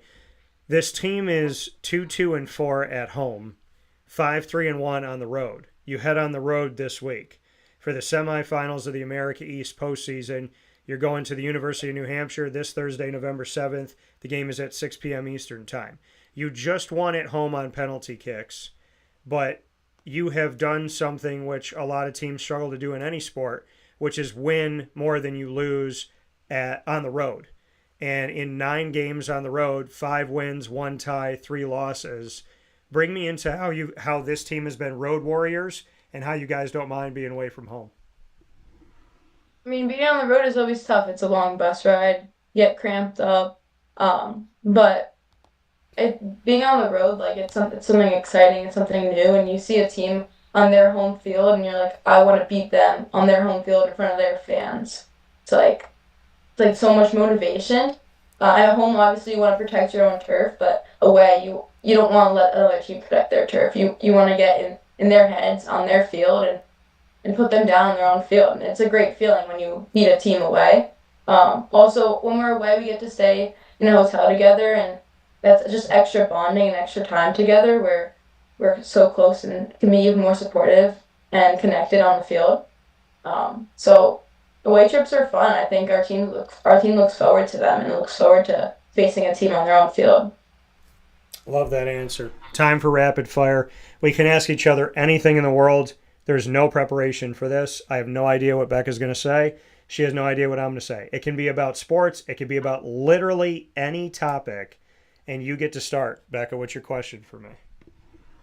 I'm going to go favorite soccer team. Oh, what are we talking about? Are we talking like MLS? Are we talking NWSL? What are we talking? Of all time, anything but international, because you already told me where your loyal lies there. Well, NWSL right now, I am undeclared. I'm undecided. I need to pick my team. I kind of had places where I would lean because I covered Orlando City when the men's team went into the MLS, and then I know the Orlando Pride, the women's team, transitioned into it. So, I mean, that's a thought. But my team that is officially my team, and I got my official gear. Now, I became a fan before they played their first match because I love the Queen City. So I became a fan before they played a game. And then I was able to watch part of their game here in Syracuse, which was awesome. And now I have a scarf and my hat is coming. So now I'm officially official, as I am a Charlotte FC fan. So I was a Red Bull fan, but that was from a relationship, and she played in college and it was her team. So when we broke up, I'm like, this really isn't my team. And then I went back and forth with who I wanted, and I took a long time. But Charlotte FC, they're young, but that is my team, the Queen City. I love Charlotte FC, so I'm rocking the FC gear proudly. So I would say them. My question back to you, Becca. If there was one song that you came out to as a goalkeeper, and it's your warm up, pump up, like this is the Becca Kessler anthem, what would it be? Oh, it's such a hard question. I always have a hard time with this question. Um, I would say Titanium. Okay. That was my sister's pump up song when we were younger, so I've kind of latched onto it, and it's motivational. Yeah, I like Titanium. That's a good choice. What's your next question for me? I would go if you're. We were talking about the city. If you're in the city, Mm-hmm. it's lunchtime. Mm-hmm. Where are you going? What are you going to eat? Oh, boy. All right. So I actually just got to experience a few restaurants. I'm going to shout them out. Bluefin in Times Square, Madison and Vine. I'm going to shout out, I'm going to forget the name of the sushi place. Oh, goodness me. It starts with an S. But I'm probably going to that sushi place, which is, it's like, I think it's by Third. So like you're going away from Times Square and all that. There's a really, really good sushi spot, and I like sushi, and their fried sweet potato sushi was probably my favorite. So I'm gonna hit up that spot, and I'm gonna go to my bagel spot, which has been Pies Bagels, and that is by the Javits Center. So I'm going to go to Pies, and I'm going to get the egg everything with the raisin walnut or a bacon, egg, and cheese on the egg everything. So I'm going to pick those. I'm going to pick probably those two spots between those two. But like dinner, Madison and Vine was really good. Their salmon's good. Bluefin was really good. I go local. I get away from like all the touristy stuff. And You have to try those. Oh yeah. No, I could definitely make a New York City list for you. I've definitely found some really good places, and I'm trying to think. There's another. I know there's a pizza shop that I like that's by the Javits, and like if you're at the Javits, Pies is this way, so it's on the right side and it's up a few blocks. I can't remember the name of it, but I go there a lot, and I want to think of another place. There was another place that I was going to tell you. Oh my goodness. What was I thinking of? Oh, now I'm in a blank. Madison and Vine, the sushi. I can't think of the other place right now. But yeah, the bagel shop is it's good enough for me to go there daily. And yeah, I feel like at this point they probably know my face. Even like and I don't even like live there, but I went there so much when I was there recently, and I went on like multiple trips, that I feel like at this point they should kind of know my face. But yeah, that place is really good. The sushi place is phenomenal, and it starts with an S, and I'll have to get you the name, but I forgot what it was. My question back to you. Where's your favorite place in Binghamton to eat? My favorite place in Binghamton. I really like Courtside. It's a place downtown. It has like kind of just anything, all types of food. And recently I tried their fried Oreos. They were really good. They're also always having a game up. So I watched like the World Series there the other night. Okay. So great food and great environment.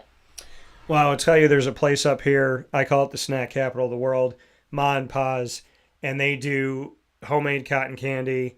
They do their own fried Oreos, homemade lemonade. They do, like, what is it, 70 different flavors of popcorn and kettle corn stuff.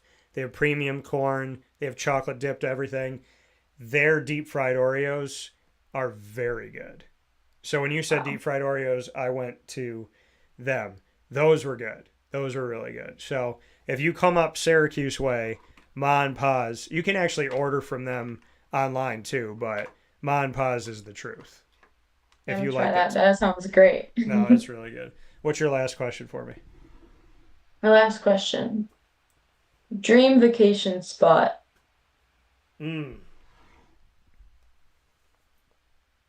There's 3. And I get asked this Rank question. them. What'd you say?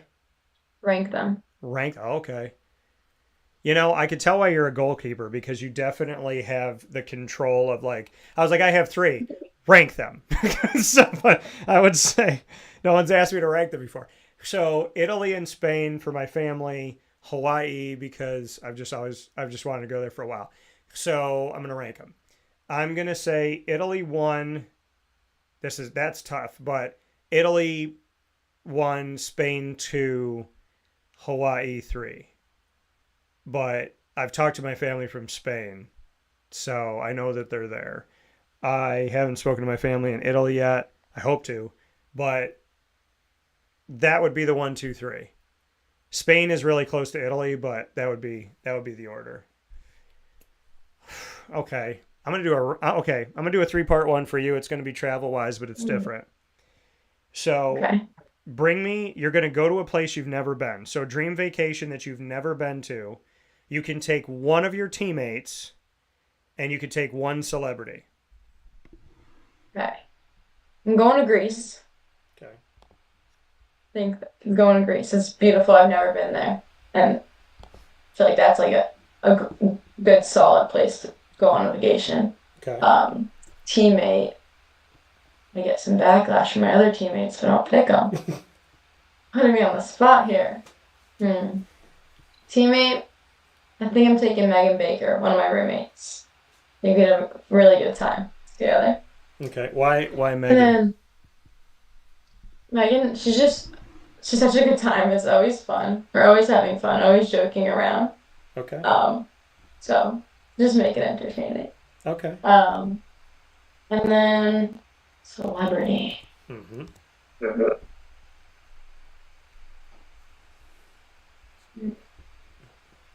That's such a hard question. I think I'm going Billie Eilish. I just went to her concert, and it was one of the best concerts I've ever been to. And she could sing some songs. She seems like a really fun, loving person. Okay. So I feel like 3 of us, we'd have a really good time together. Greece, Megan Baker, Billie Eilish. University women's soccer team in the postseason. Becca, Kessler, and folks, watch out, because she's got more time this season, and she's got more time in college after this. Bearcat Breakroom, in our exclusive multimedia marketing partnership with Binghamton University on Wake Up Call, celebrating the women's soccer team. You could go support them on the road at the University of New Hampshire this Thursday, November 7th at 6 p.m. Eastern Time in the America East semifinal round. Becca coming off of a game where she stopped 4 of 6 penalties. And Becca, it has been an absolute pleasure to have you here on the show. Shout out to you and the team, Neil Bhattacharjee and the staff. It has been a pleasure covering this team and getting to speak with Neil, and of course getting to talk with you today. And I will be proudly rocking my B on Thursday. Thank you so much for having me. It was a pleasure. Absolutely. Thank you. Here's a message from Renee from Bryan's Landing, located on 6523 East Seneca Turnpike in Jamesville, New York. Open Tuesdays and Wednesdays for dinner, Thursday through Saturday for lunch and dinner, and Sundays for brunch. It's a lot like the way that my mom and dad ran their restaurant. We have put in place a lot of people that are family to us, very similar to how my dad hired people that were family to him. And then the tradition I'm carrying on is a lot of the items that are on our menu are my dad's. And he taught our chefs how to recreate his dishes. So I think that Tommy McNerney, who our executive chef is, to him it is an art. And I think that when he does create a dish, it's not just about making the food taste delicious, which is definitely our priority, but It's an art to him, and it's almost like his canvas on a plate where he just wants the colors to look great, and people love it because he takes pride in that. And Brian and I appreciate that. We want it to obviously look good and taste good. I will tell you, when we opened up, it was 6 weeks before COVID. And what was amazing was the community, our friends and family stepped up, and everybody did takeout. Everybody supported us. Our hearts were just so filled. So to Brian and I, obviously our friends come all the time, and we just have repeat customers in Jamesville, and I think people going to our previous restaurant in Green Lakes are making the trip to come to Brian's Landing to support us. And I mean, I think we have great food and a great atmosphere. So it's very, very important to us.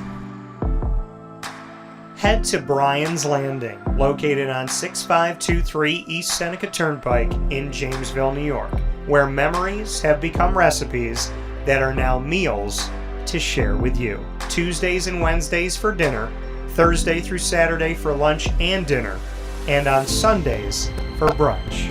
And be sure to come out for live music Friday, Saturday, and Sunday.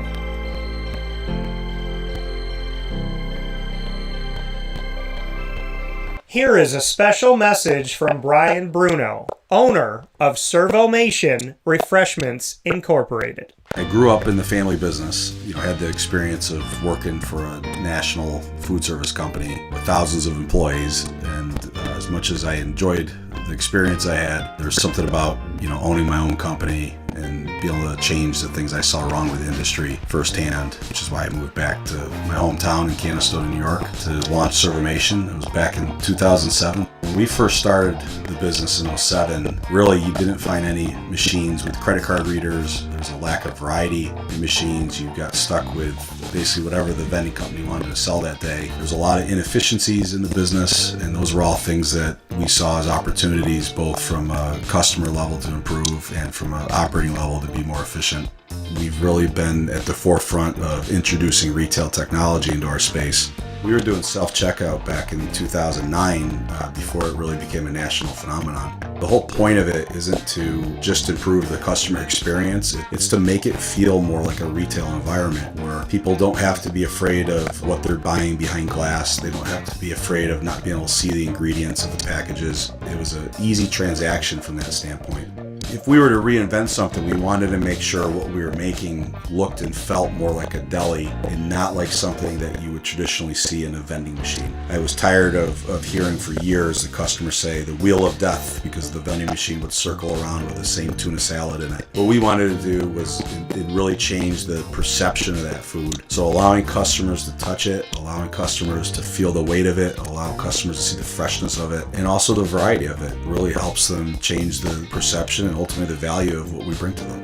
The point of differentiation you have to make is either in value or the quality, and I think on both of those fronts, Servomation has really in large part changed that value system for employees, so they no longer have to worry about bringing their food from home or having to leave their desk during the day and rush out to get back in time for their break to end. We're bringing something that they can count on in their break room every day, and they know it's going to be there, they know it's going to be fresh, and they don't have to worry about it being sold out or something that they don't enjoy. We've also heavily invested in flavored water machines, so you can get a glass of water with a fresh piece of fruit in it, along with bean to cup coffee machines. So there's not a day that goes by we're not surprised when we get customers that call us and say, we didn't know you could do all this. We're really lucky to have a strong group of dedicated employees. Most of our employees have been with us since inception. They're family to us, and people like doing business with people they like and trust. And I think the same thing goes for employees. In a day and an age where there's a lot of corporations that just look at an employee as a number and don't get to know them, that's just not the way I was raised or how I like to do business. So we're a little old-fashioned. We like getting close to our employees. We like knowing how we can help them. We like knowing how we can improve their lives, adjust their schedules, whatever it may be to help improve their quality of life. And we think in the end that makes for a happier employee. We're fortunate enough to have really grown over the last several years, and from Pennsylvania to Massachusetts to Connecticut, we really do have a strong connection, even though we're not in the rooms every day with these employees. There's not one single employee that we feel like we don't know, and certainly we know they can call us at any time, and they're definitely treated as family to us. I wake up every single day really excited to surprise our customers in a good way. The one thing I could tell you is I think that every one of our employees and every one of our customers will continue to be the forefront of every decision we make. Find out how Servomation can help you and your business by going to servomation.com.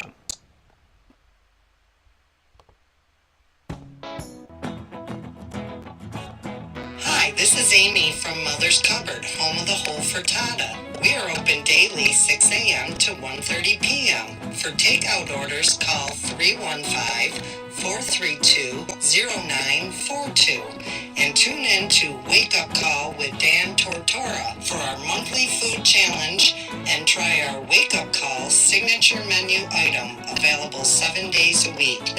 Here at Mother's Cupboard, we are Central New York, and it's our honor to serve you.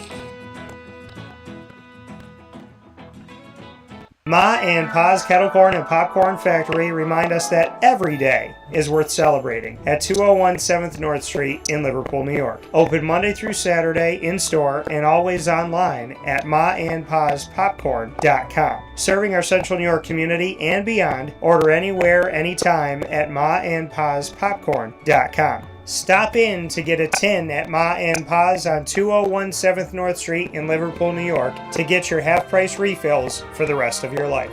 Come to Ma and Pa's for your holiday gift giving for family, friends, employees, and clients. And remember, for fundraising and events, to call 315-450-6272. That's 315-450-6272. Ma and Pa's Kettle Corn and Popcorn Factory. How corny are you?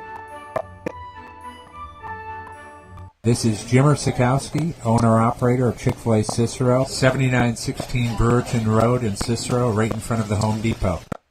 I had a deep feeling that God wanted me to do something bigger with my life and to help people, help others. He kept putting Chick-fil-A in my life, and I realized as I was going through the franchise selection process that positively impacting the lives of others was really core to what we do here at Chick-fil-A. First of all, it starts with the food. The food is brought in fresh daily, and we bring in local produce. We prepare to order in the kitchen. We hand bread our chicken. We hand spin our milkshakes. It's great food. It doesn't taste like fast food. I think the second thing is the way people feel when they come in a Chick-fil-A restaurant. It's different. We try to treat people with intentional kindness here, which is very different and deeper than good customer service. And so I think it feels remarkable for most people to come in a Chick-fil-A restaurant. And then lastly, the impact that we try to have in the community is very different. It's a big part of the expectation of every operator of a Chick-fil-A restaurant is that they're actively engaged in their community, they're a leader in the community, and they're making a difference. When they realize that what we're striving to do is to shine a little light in their life, that's a very, very different experience than you will have in any other quick service restaurant. And it's that remarkable experience that I think people will emotionally connect with. And a welcome back here to Wake Up Call with Dan Tortora, where sports truly meets that thing called life. So happy to be here with you Monday through Friday from 9 a.m. to 11 a.m. Eastern Time. And after hearing from Antwon Bailey and Becca Kessler this morning, it is now time for the Ingredients to Success, proudly presented by the wonderful team at Avicolli. So, on today's show, the topic for the Ingredients to Success, who we are. Who are we? Do you know who you are? Identity is an important thing.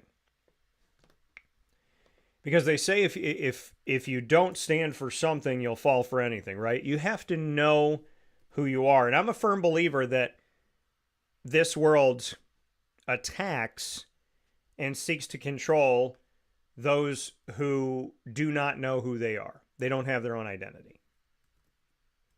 So it is imperative for you to know who you are so that you can't be controlled and manipulated.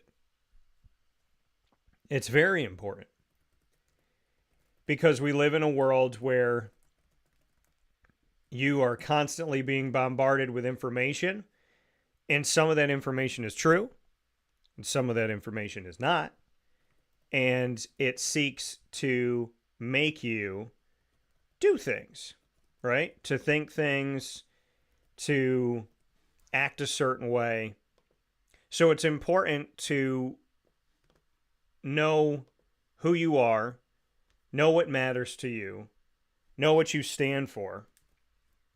Because I do believe if you don't stand for something, you'll fall for anything. If you don't know who you are, the chances of you slipping into whatever people want you to be is high. You know, and you look at life, and sometimes, right, you talk a certain way, you act a certain way, you start hanging around with people that you want to like you. So you start changing the way you talk. You start changing the way you act. You act. So you start changing the way that you dress. Because you want to be liked. You want to be appreciated. You want to be revered by the people that you enjoy spending time with. So, who are you? Do you know? Do you chameleon yourself, right? Change to fit the room. Now, hear me out. Your personality may, right? You might have a big and funny and whatever personality, but if you're in a funeral, you're not laughing and joking and being loud. I mean, there's certain etiquette that I feel like everybody should know. In today's world, it's like, well, Dan, you know, everyone's got a different view of common sense. Well, that would make it uncommon sense. Well, everybody's got a different view of like how you should act and this and who are you to tell me? Listen, some things are that simple. You don't blow a megaphone in a funeral, right? You don't run up on the altar and get in between the bride and the groom and start doing the Irish jig, right? There's certain things that you should just know not to do. And living in this world of like, Dan, you can't put me into your ideals. They're not my ideals. There's societal things that are just normal. You're not supposed to murder. You're not supposed to steal. You're not supposed to burn places down. You're not supposed to go streaking. You know what I mean? There's just things that people should know that's probably frowned upon. And, you know, who are you to put me in your boxes? It's not a box. There has to be structure to society or society fails. There has to be structure. There have to be laws, right? And when you're determining who you are you changing yourself to fit the room? Now, I'm not saying that, you know, when you're with your friends versus when you're with, you know, your boss, that you don't act maybe a little bit more polished and you're not sitting there using slang. I'm not saying those things. I'm saying, do you change who you are, right? Because there's a difference between I'm hanging out with my mom and I trust my mom and we could talk about anything, and I'm talking to this person at work that I don't trust and I don't want to tell them my business. There's a difference between those two scenarios, right? But do you change yourself completely? Like, I'm still Dan when I'm in front of someone that I don't want to talk to about my personal life and I'm in front of my mom. I'm still me. I'm not like a totally different person with this person and then a totally different person with my mom. That is what I'm talking about. I'm not saying, you know, you talk to certain people about certain things and other people about other things, and maybe you feel more comfortable, so you open up a little bit more. Maybe your accent comes out a little bit more when you're around your family. I'm not saying that. I'm saying when you are a completely different person, when you chameleon yourself because you think, well, I got to be this way with this person and this way with that person. And in order to be liked, I got to do this. In order to be liked, I got to do that. That's what I'm talking about. Because if you are doing things simply to be liked, that is a danger zone. Because you're not going to please everybody. Even if you did everything that everyone wanted you to do, somebody would change their mind and go, yeah, you know what? I thought about it. I don't really want that.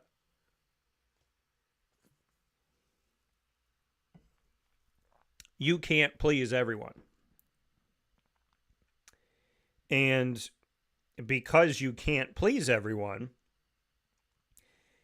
it is far, well, not because of this, but kind of going off of this, it is far better to be yourself than to be someone else. I just had this conversation recently.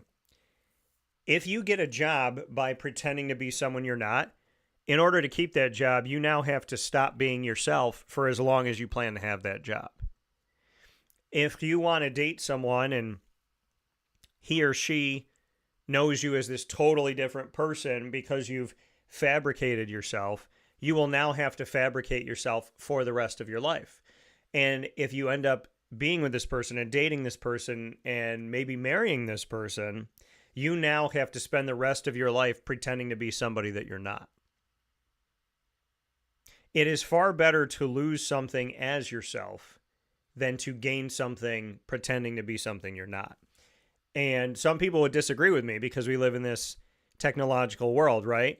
Of filters and all this stuff. I mean, everybody on Instagram's having a great life, right? Everybody on Instagram is in Istanbul. They're riding a camel. You know, they're eating sushi on the top of a pyramid, and they're helicoptering from one country to the next. Everyone's living this perfect life. But the reality is that that's not the case. You know, we all have moments of strife. We all have moments where we're emotional. We cry, we laugh, we scream, we yell, we pray, we think, we enjoy, we relax, we settle into, like, I don't want to say we settle. I'm not saying you settle for something. I'm saying like you relax, like you rest, like you settle yourself down. That's what I mean.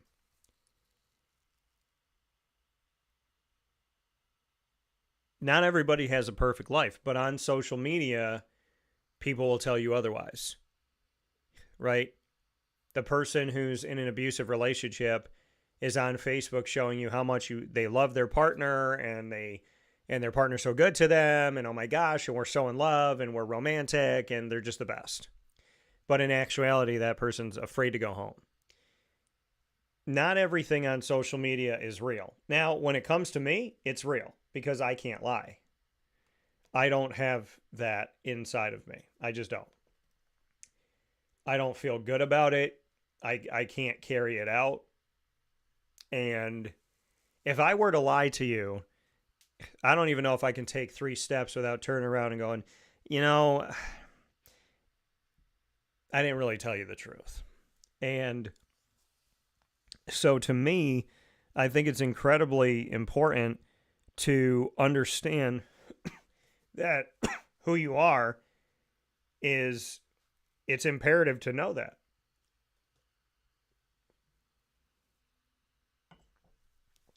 It's crucial to know that. Because if you don't know, who's going to tell you? How are you going to know? You are the one that is the keeper of you. Nobody else is responsible for your happiness. Nobody else is responsible. I mean, yes, parents take care of children. Guardians and grandparents take care of children, right? You are responsible for feeding them and changing them and taking care of them. I'm responsible for Lily and feeding her and all of that. What I mean is, as you grow up and as you become independent, you have to really understand what matters to you and what drives you. Because living in the world of social media, it can be used for good things. I use it to promote my show, but my shows, I should say. But social media can also be used to, pardon me, it also can be used to abuse people.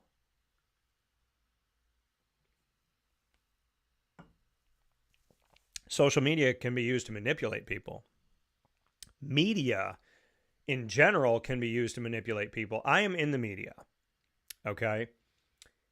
I can tell you, I don't do this because I wouldn't be able to live with myself.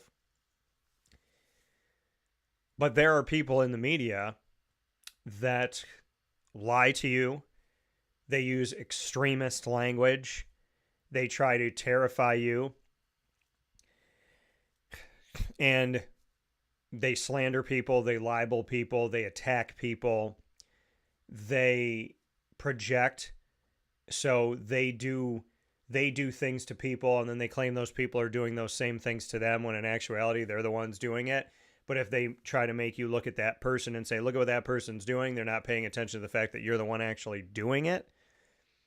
There's a lot in the media that is sick. And there's a lot of media that I don't watch because of the fact that they can't fool me. It is very, very critical that you form your own opinion. You live your own life. You become, pardon me, have a tickle in my throat today for some reason. But it is very important that you look at your life and you determine who you are and why you're that person. What matters to you, what you value, what you'll put up with and what you won't. That's all important.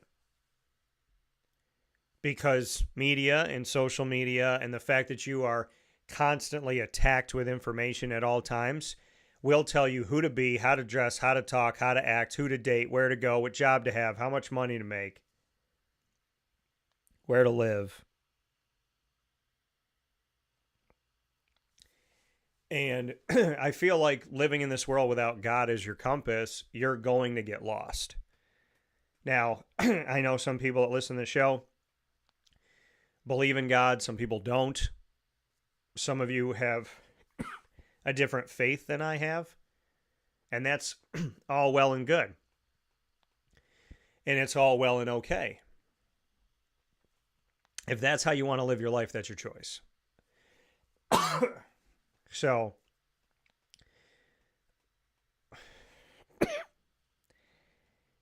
what you choose to do with your life is ultimately up to you. But I would make a suggestion that you don't let the media tell you who you are. You don't let social media tell you who you are. You don't let another person determine who you are.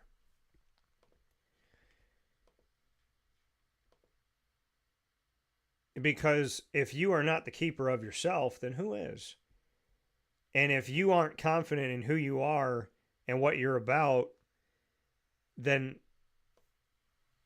what are we doing here? Everyone has their own life to live. No one should be allowed to live yours too. Nobody should be given two lives to live.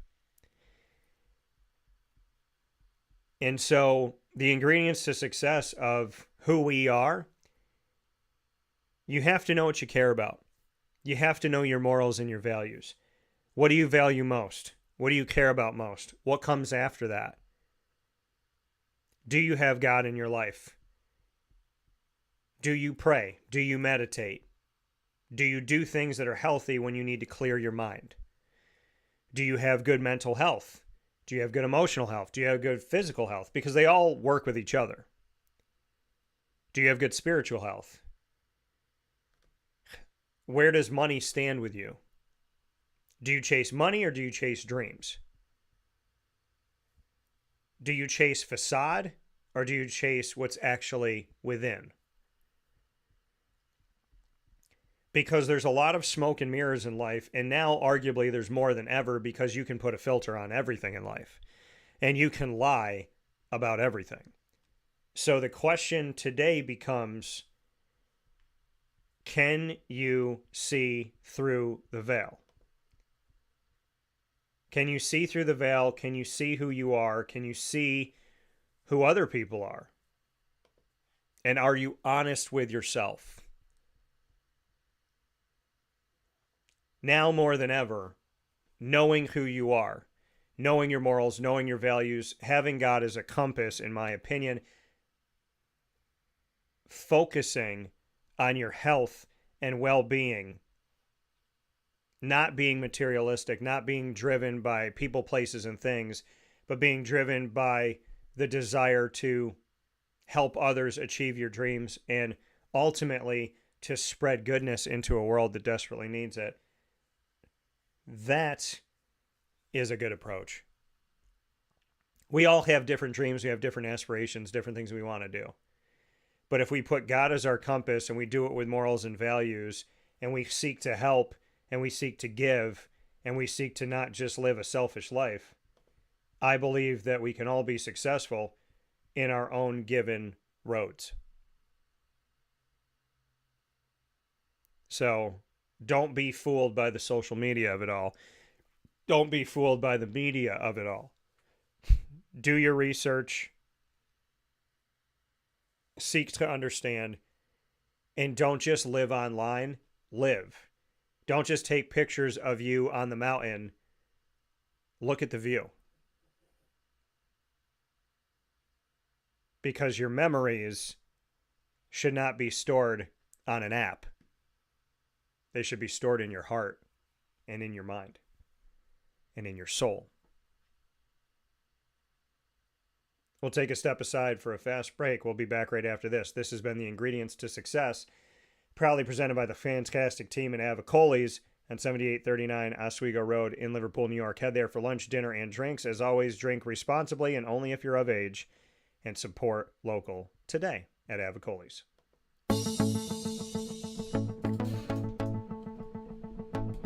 Avicolli's, located on the corner of Route 57 and Wetzel Road in Liverpool, New York, has been your trusted neighbor for decades. Located just steps from Liverpool High School, we're happy to have the Liverpool Warriors on-site, on-location broadcast at Avicolli's through Wake Up Call with Dan Tortora every single month, featuring student athletes, coaches, and administration throughout the year from Liverpool High School. Head out to Avicolli's today on the corner of Route 57 and Wetzel Road in Liverpool, New York, open Tuesday through Sunday for lunch, dinner, and drinks. We'd love to see you out there. And of course, you can call them at 315-622-5100 for takeout, delivery, and catering. That's 315-622-5100. And also find them on myavicollis.com. That's myavicollis.com.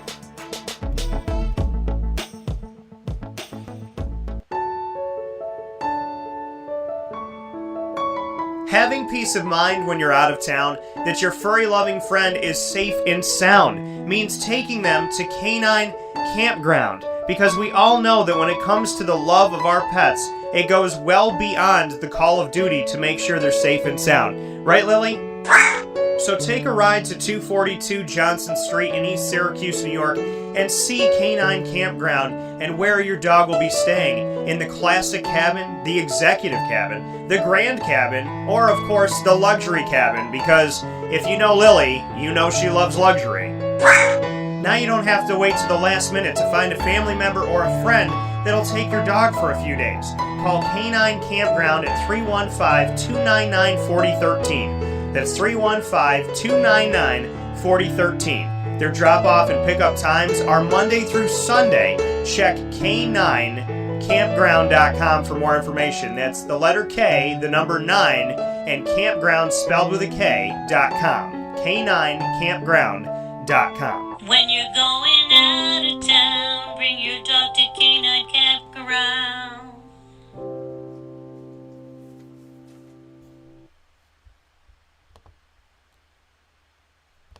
Carvel DeWitt, it's what happy tastes like. Do you know why? Because we make ice cream. Creamy, rich, flavorful ice cream. Not yogurt or iced milk like some of our competitors. Ice cream. Fresh, by hand, daily. For the calorie conscious, we have something new for you. Our new Carvelite. Same great flavor, creaminess, and texture of our regular ice cream with only 35 calories an ounce. So whether you want an ice cream cake, flying saucer, dasher, Carvalanche, hard or soft ice cream, we will satisfy your craving with our fresh, handmade regular or new Carvelite ice cream. Carvel DeWitt. It's what happy tastes like. The Wildcat Sports Pub in Camillus, New York is located on 3680 Milton Avenue in the Home Depot Plaza. It is your family-friendly sports bar and restaurant. Folks, some sports bars aren't family-friendly. Some family-friendly restaurants are not sports bars. The Wildcat Sports Pub in Camillus, New York is proud to be both. It is that marriage that you've been looking for years. The Wildcat Sports Pub is your home base for your sports bar and restaurant needs, games for the kids, indoor and outdoor activities, and enough things on the menu to come back every single week and get to try something new. They're open Sundays from noon to 8 p.m., Monday through Wednesday, 11 a.m. to 11 p.m., and Thursday through Saturday from 11 a.m. to midnight. For reservations and party information, call 315-487-2222 for the Wildcat family-friendly sports pub and restaurant.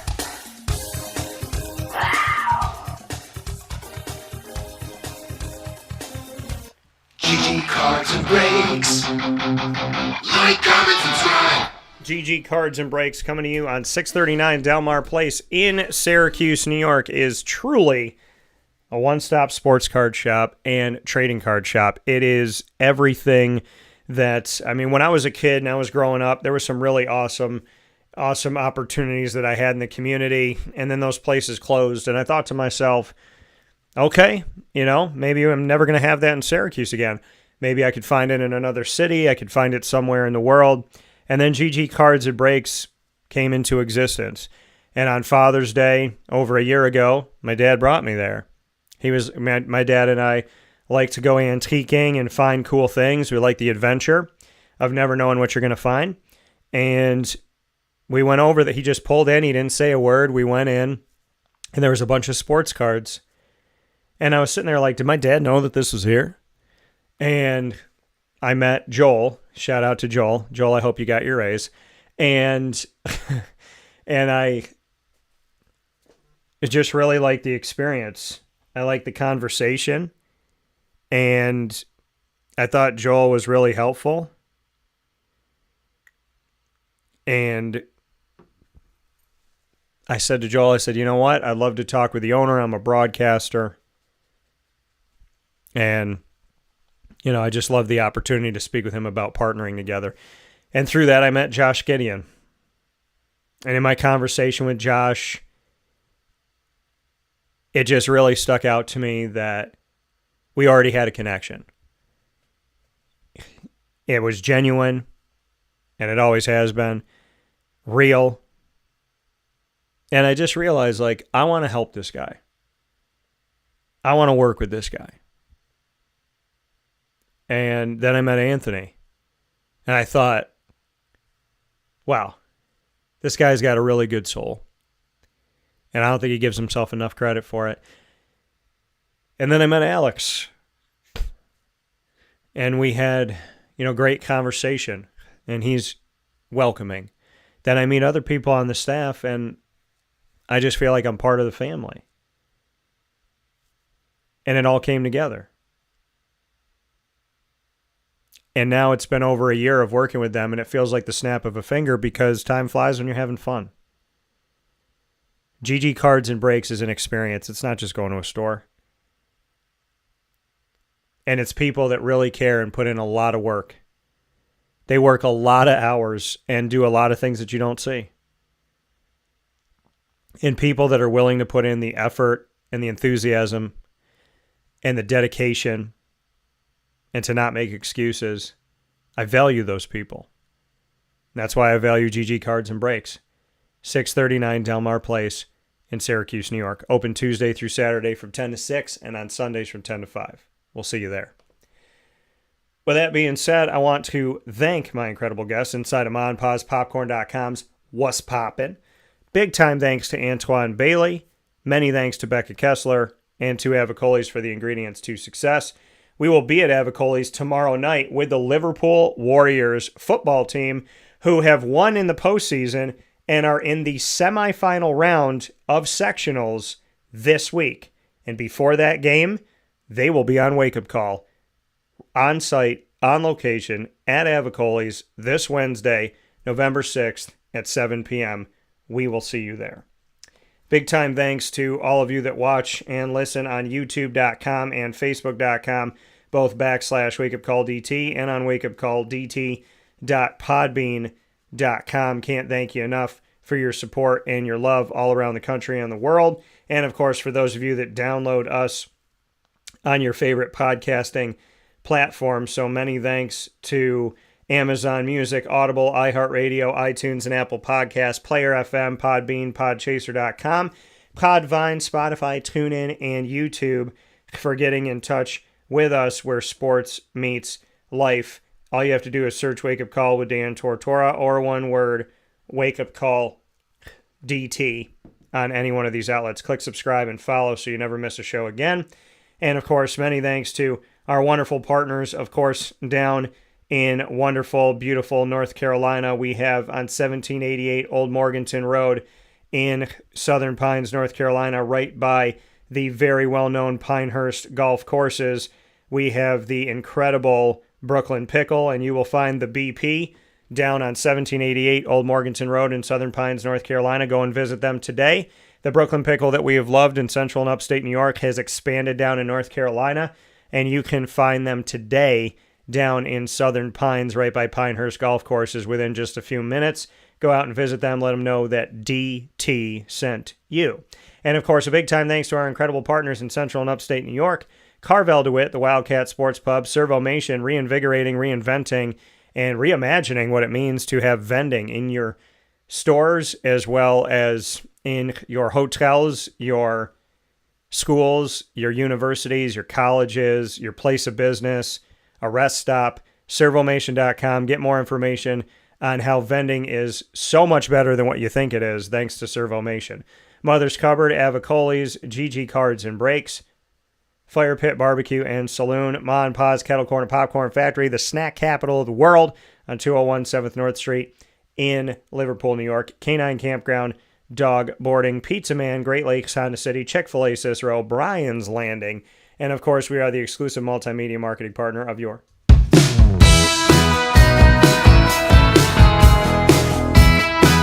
Lemoyne College Dolphins. It's Fins Up every single month on Wake Up Call with Dan Tortora. Find your Dolphins on Wednesdays during Dolphin Time, on Wednesdays at 9 a.m. Eastern Time, exclusively on Wake Up Call. You will find the Lemoyne College Dolphins hanging out with us right here. And, of course, we underpromise and overdeliver. I was at the Dome last night for the Lemoyne men's basketball team, who gave Syracuse Orange men's basketball all they could handle and got within 4. They led most of the first half. They led in parts in the second half as well, and it was a 1-point game down the stretch. The Lemoyne Dolphins men's basketball team, led by Nate Champion, having an incredible showing up against the Syracuse Orange of the ACC last night, losing the game 86-82 in a valiant effort. So there's going to be video conversations put up today, and you could also see some stuff I did last night. Under promise, over deliver. That's what we do with the Dolphins and beyond. And you'll find the Dolphins every Wednesday at 9 a.m. Eastern Time during Dolphin Time. Of course, you could find the Dolphins archive by going to youtube.com/wakeupcalldt. Click subscribe, hit the notification bell, and you can look up the Lemoyne playlist. The Dolphins are also on wakeupcalldt.com's homepage and underneath the exclusive partners tab. For more information, go to LemoyneDolphins.com and Fins Up.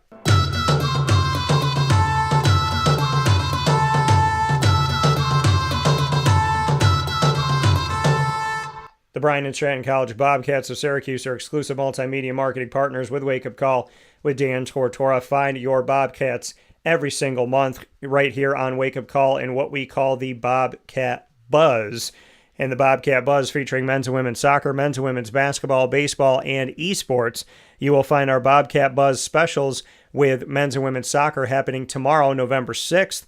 We're going to be at the selection show to find out where the women's soccer team will be playing in the national tournament with an opportunity at winning another national championship. And the men's team, who's won multiple national championships, will find out where they're going to be seated in the national tournament. So that is right, Syracuse. You have national tournament caliber teams right in your backyard with Bryan and Stratton Syracuse men's soccer and women's soccer. I will be the MC at their event tomorrow, and I will be there for the selection show, emceeing the event watching the selection show with the men's and women's teams, and carrying one-on-one interviews as well. You can find all that Bobcat Buzz content coming up this week, so stay close and find out where you will be able to grab it. I know that you can go to youtube.com/wakeupcalldt and see the entire archive of our Bobcat Buzz specials by clicking subscribe, hitting the notification bell, and going to the BSC Syracuse playlist. You can also find the Bobcats on wakeupcalldt.com on the homepage and underneath the exclusive partners tab. For more information, go to syracuse.bscbobcats.com and go Bobcats.